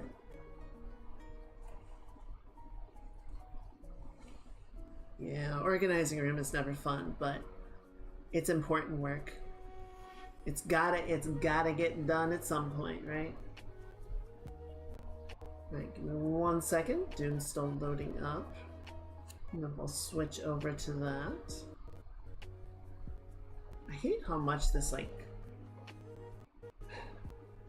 This is one thing I'm gonna need to make sure to do with my game. I don't know what this checking shaders bullshit is. I don't know why it has to do it every time the game loads. But I gotta make sure that mine doesn't do that. Because that's insane. I hate that. Okay, game screen.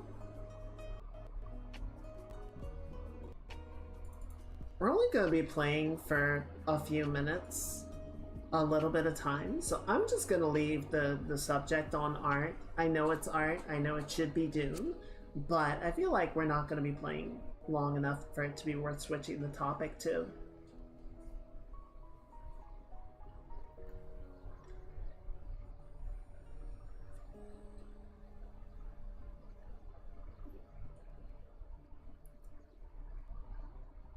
I don't think I've actually shown you guys my new base.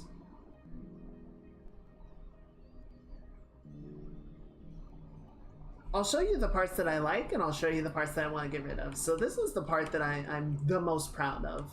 I got this nice landing pad for my Thopter. I don't know why it's T-posing right now, but that's fine. Is that... Shit, Sandstorm is on the way. We got a couple of apartments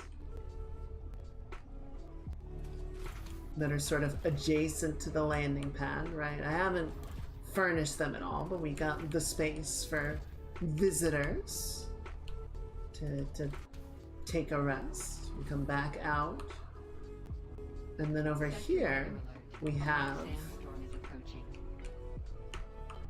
some lag. We got this nice hall, you know, nice meeting hall.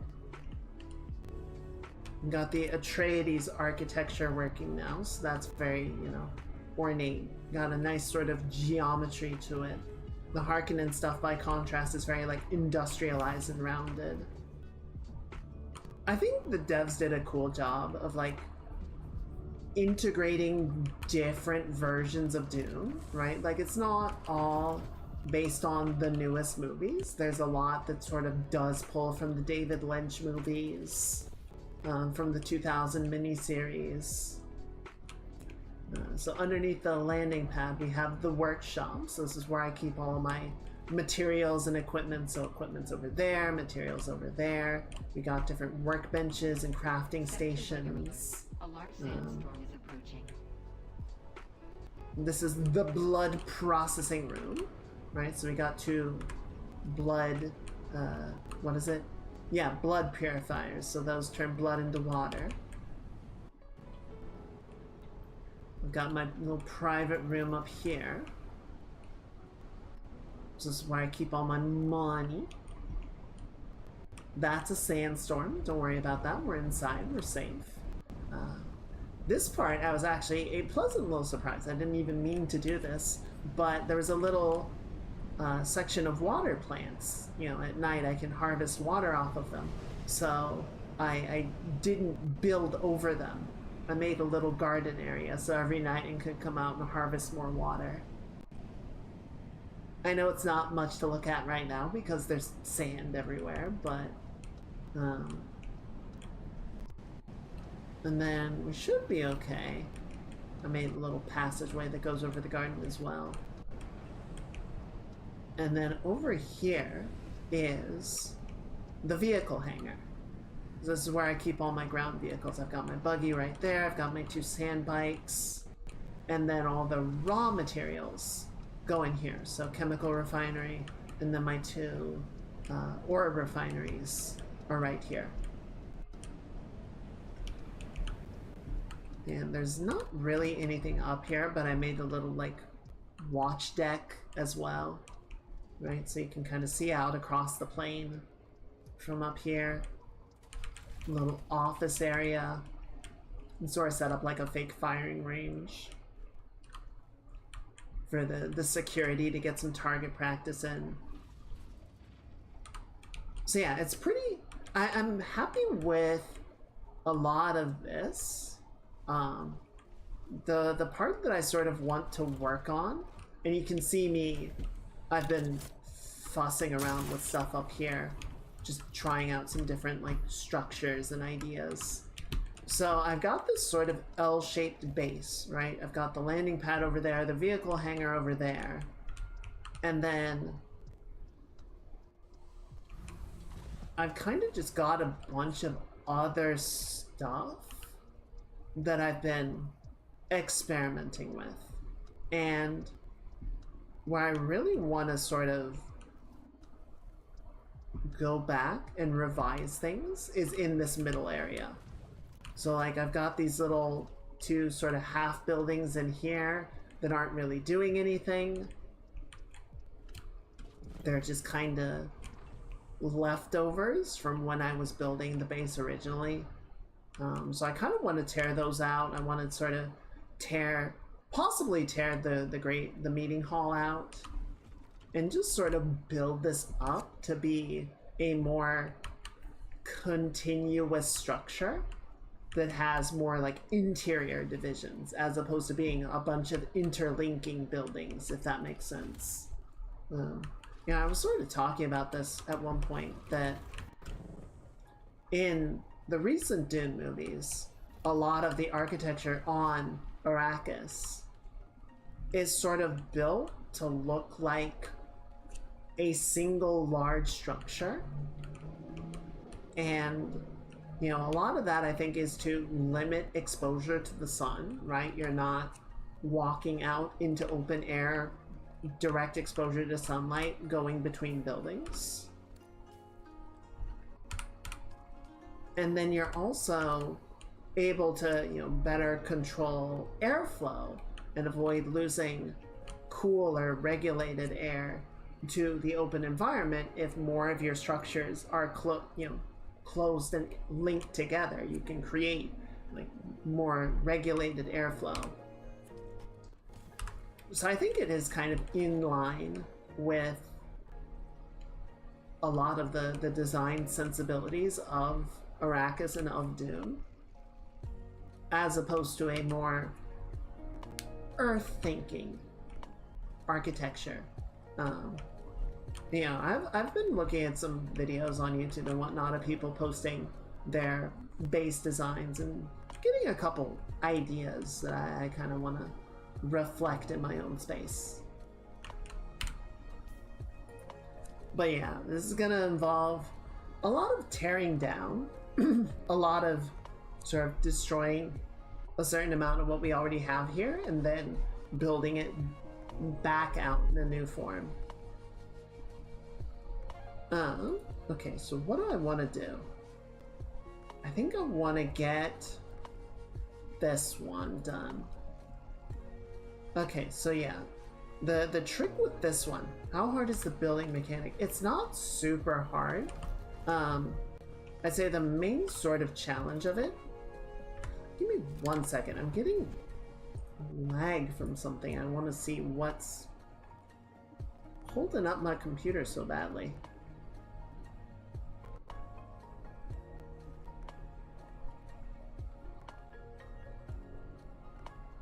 It seems to be alternating between Chrome and OBS. Okay, well, let's close that. We'll pause that and see if that helps anything.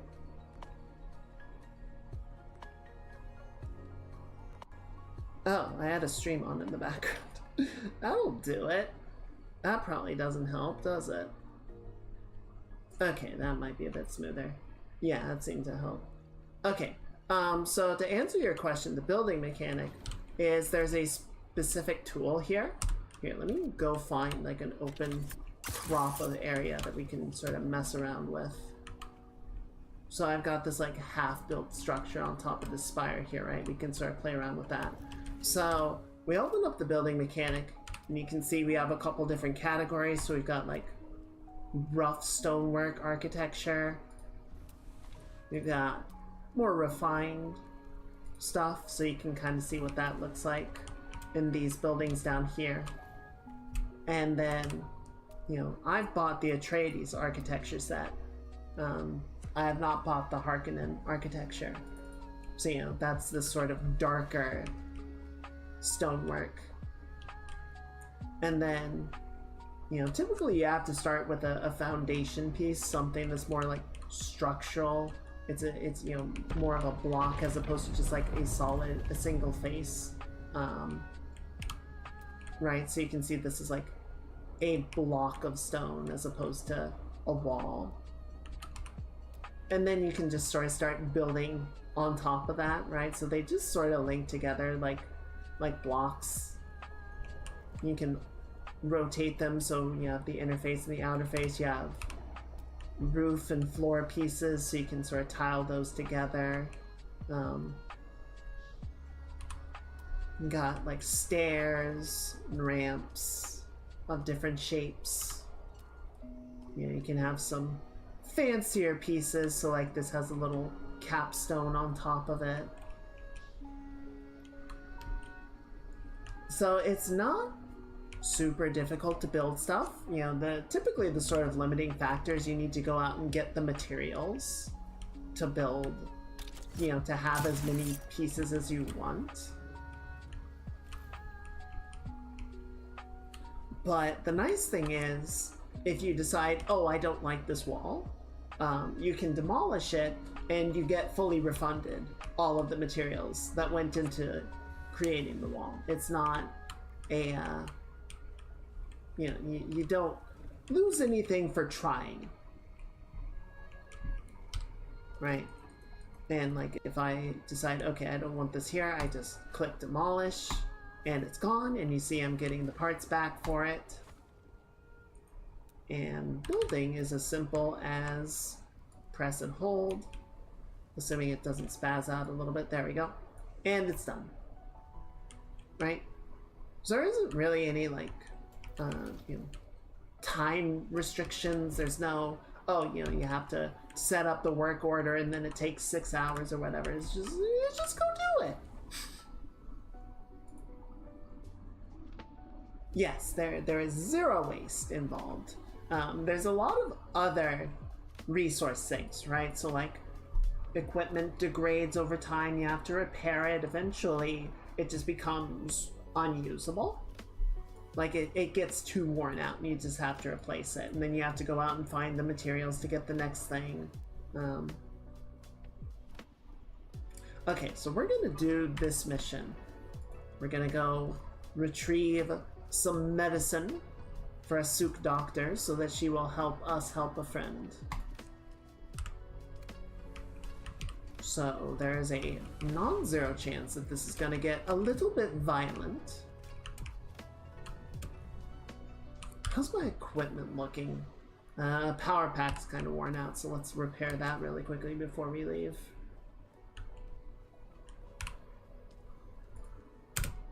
Everything else should be in pretty good order. Good enough, anyway. I got my guns, I got my sword. I can empty out a little bit of stuff from my inventory just to lighten the load. So we'll put that away, and that away, and that away. Those are all quest items, so that's not gonna give me any load issues. Okay, where did I put my gear? I want to take my actual armor. Right now I'm wearing a still suit. Yeah, so give me that. And give me that. Boots, that's what I'm missing. There you are. Okay. So yeah, let's put my gear on.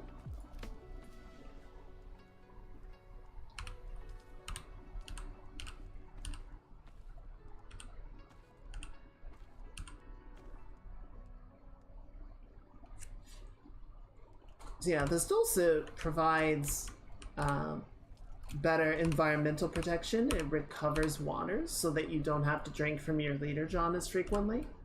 Right, so it's very good if you're doing a lot of like environmental traversal, you're out gathering materials or whatever.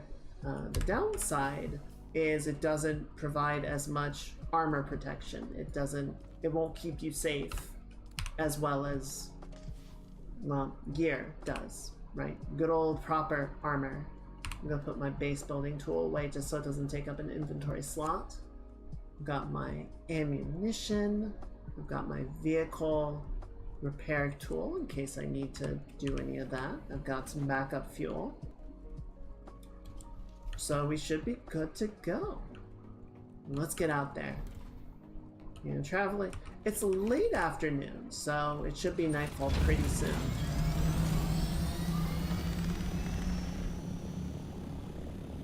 Nightfall is always better to travel in. It's not as hot. You don't risk sunstroke from direct exposure. I took the armor, or I took the cargo storage off of my ornithopter so I can put the boosters on, which lets me do this.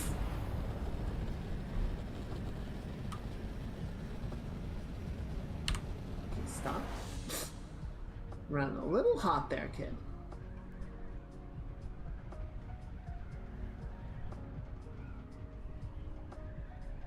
What is that? Is that a crashed ship? Hang on, I want to investigate.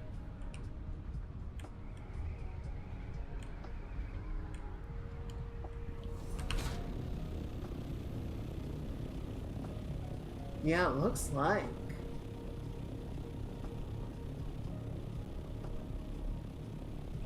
Yeah. Oh, that's cool.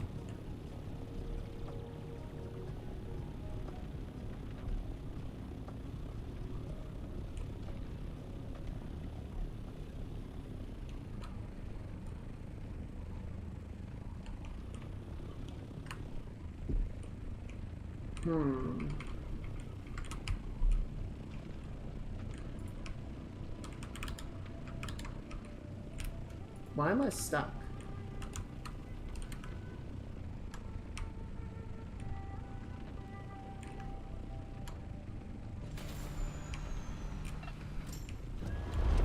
Game.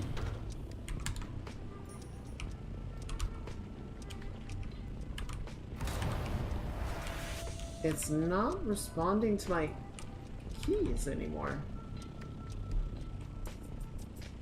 Hold on, give me 1 second. I'm sorry, using the boosters to...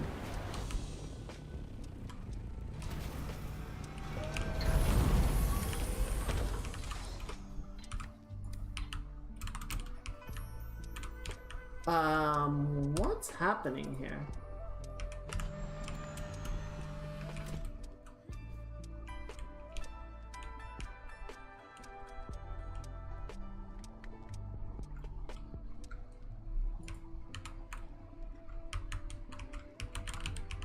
Okay, it must have had something to do with the, I hit the function key on my keyboard and I think that freaked it out.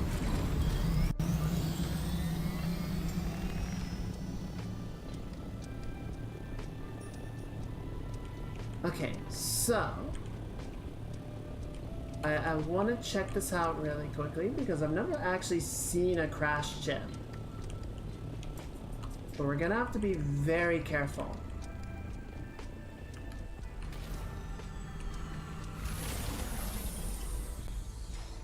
Because the worms are gonna know about this.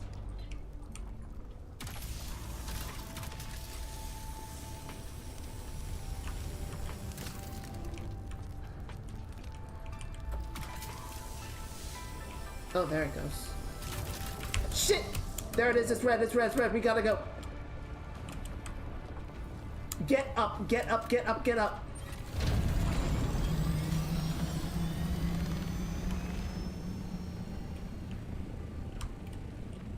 Ishai Halud!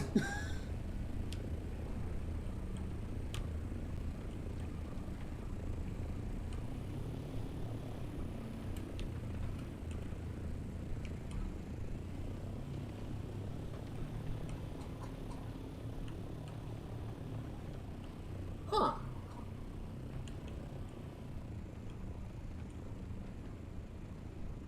I'm not gonna lie, I thought he would come after the ship.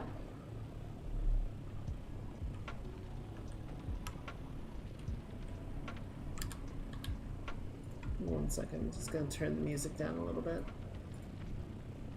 Okay, well, he's close enough. I don't really want to give it another attempt.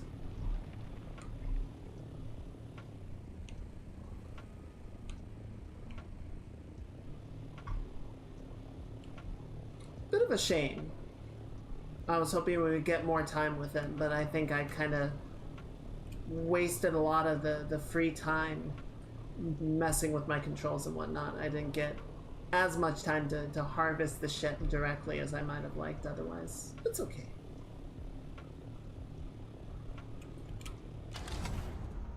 Let's get back on course. Is there a way to do it quietly? Kind of. There are definitely things that you can do that might draw less attention. I think the main thing that you would want to do in an instance like that is deploy a thumper.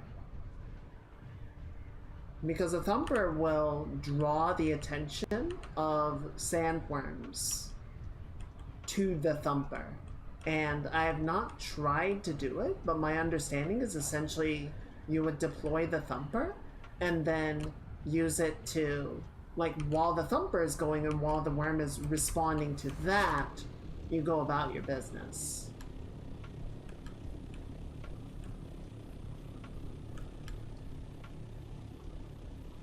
But I have not tried, and Frank... Oh, hello. Which one of you motherfuckers threw that shit? Alright, here's where we're going. And frankly, the northern end of the basin does not have a lot of open sand. It's really only like in the south center and west of the map that you need to worry about worm activity for the most part.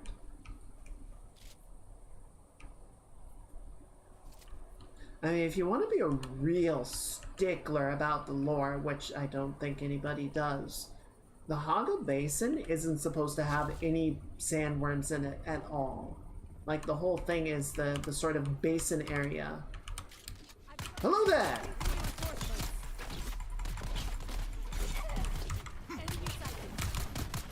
Excuse you. Rude. Oh shit, that's poison. That's poison. Shit! Ow, ow, ow, ow, ow.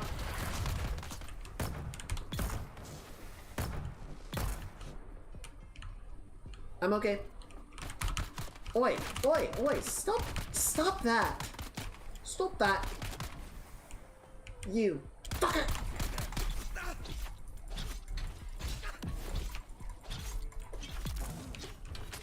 That's what you get. Oh. Nope, there's the sniper. Peek me. Peek me. Too slow. Your blood is mine now.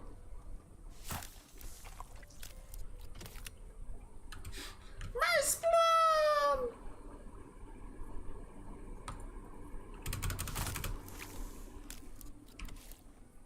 Gotta feed the blood purifier somehow, right?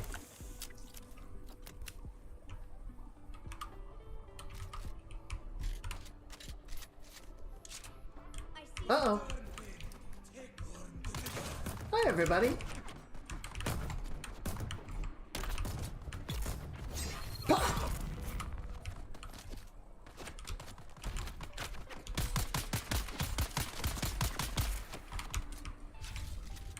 I see you.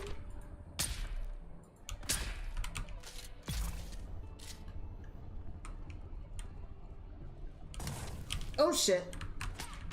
Wait. Oh, hang on. Come on. Alright, and then we got...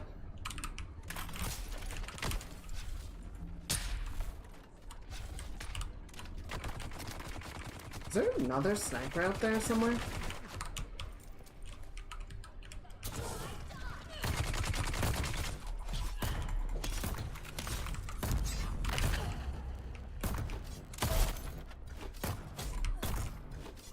Ow! Yep, there they are.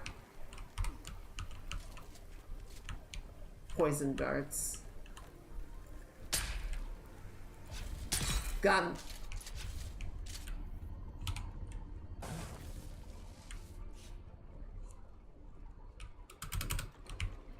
Let's collect some stuff off of them. They got some nice little bits. Nice bit of loot for us.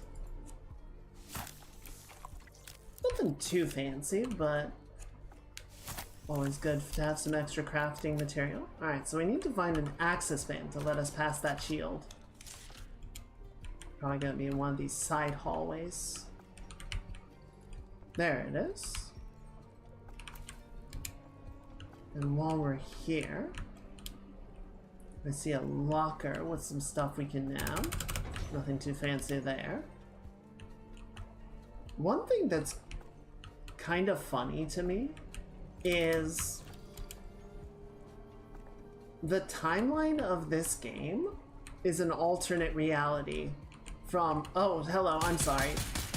No, don't get up. Oh shit, there's more of them. Dude, I see you. I saw you behind the box. There you are.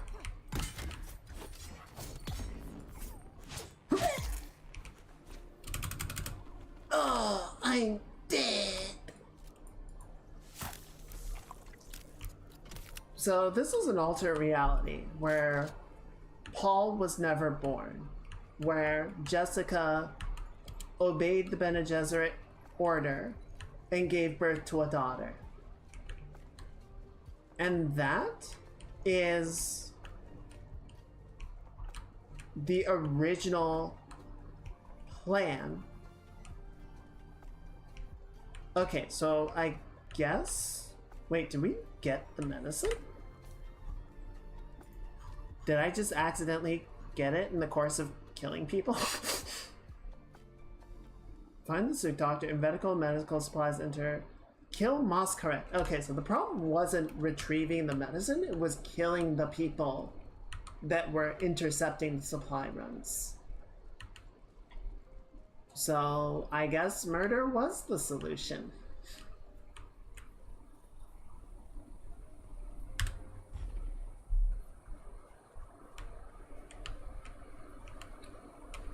So yeah, in the main timeline of Doom, the Bene Gesserit plan was for Leto and Jessica to have a daughter, and then to have that daughter marry Feyd-Rautha Harkonnen. And their child was going to be the Kwisatz Haderach. By the Bene Gesserit scheming, Paul was a generation too early.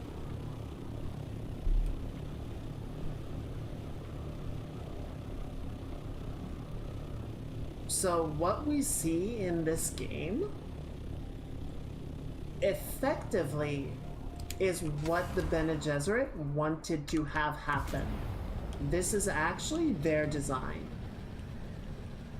Or closer to it in any case.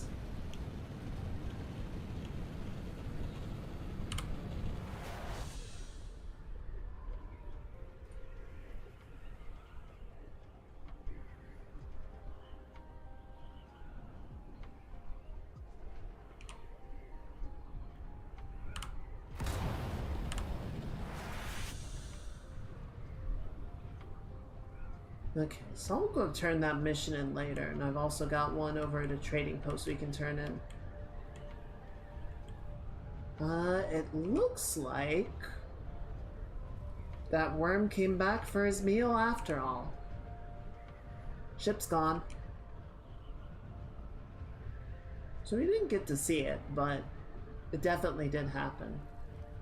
So yeah, you can see a lot of these areas where there's like more open expanse of sand. All of those you're at risk of getting nabbed by a worm. And then we see down there, there's a fresh spice bloom that nobody seems to have harvested yet. That's a crashed ship right there. And then yeah, I have another mission out that way. What in the world? looks like another spice bloom just blew up.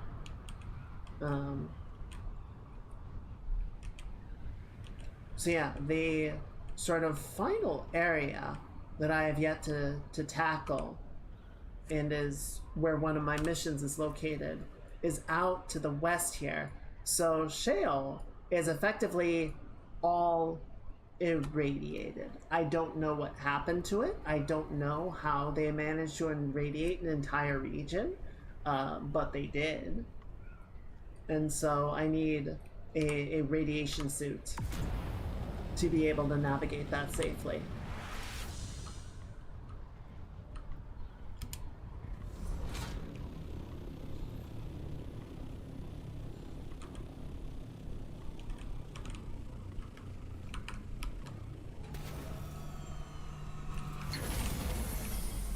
So I will get to that part. I will get to it later. I actually can make radiation suits, I just haven't yet.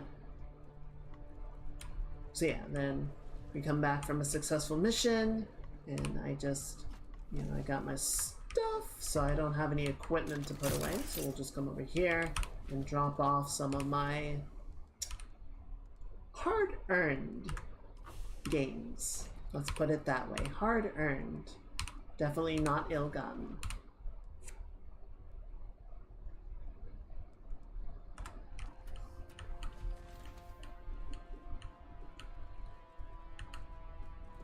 Getting some lag tonight. I don't know what's up with that. So yeah, as far as the base is concerned, I think a lot of what I want to do is, you know, like, I like this room. I might replace it with the Atreides architecture, but essentially, rather than it be this sort of like somewhat disconnected building that's got like stuff sort of sitting awkwardly on top of it and then nothing really underneath it, and then this is sort of like its own thing. I think just want to sort of go in and integrate a lot more of the structures into each other, make it feel like more of a superstructure that is then divided internally to accommodate different needs. But that's gonna take a bit, and especially with the Star Citizen patch out this weekend, I think I'm gonna try and focus on that and work on the event some more. But yeah, just a little bit of doing to wrap up the night. So I don't know. We had some ups, we had some downs. The game stuff is super frustrating, and I'm definitely gonna need to, I don't know, either sit down with the person that I was talking with some more and maybe have a more in-depth conversation on how to solve it. Good morning, Jack. It's really good to see you. I feel bad because we're wrapping up the stream, actually. But I appreciate you popping in, saying hello. How are you doing? I hope the week has been kind. I hope you're ready for the weekend. Yeah, let me turn the music back up a little bit as we wind down.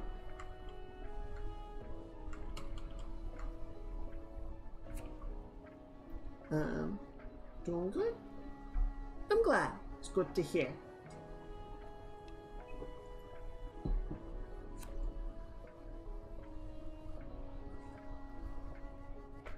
Don't want to work today. I feel that. I feel that. I hope work is kind. I hope it goes without incident and without trouble. I hope you get to the weekend soon. Yes. So yeah, we'll figure out what we want to do about the game dev stuff. I don't know. We're gonna need to figure out the animation thing. Like I said, I'll probably try and find something else that we can work on next week, just so that we don't get permanently stuck in it, just bashing our head against the same problem week after week, because it really feels like we're at that point right now, and I hate it. I hate it. I do.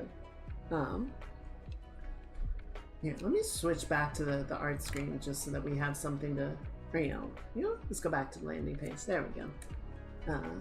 So yeah, we'll figure it out. Figure out what we want to do, but we finished the art. We finished the art for Lily. Let me go check her stream really quickly. I just kind of want to see, because it looked like she was playing Peek with a friend, so she might not be the most responsive. Oh, let me see. Because she's back to her chatting screen, so she might actually be.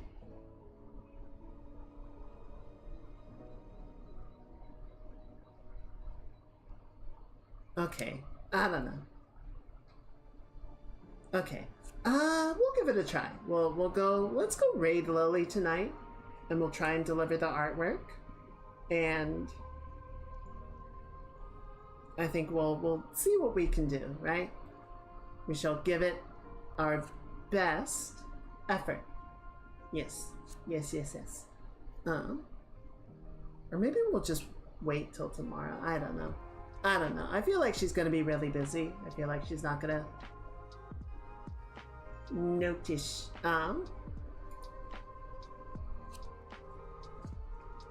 Let's see, who else is online? Who else might we go say hello to this evening? Let's see, Eden's playing more Stellar Blade. A bunch of the ladies are playing Peek together, so we might go say hello to them. Go wish them luck and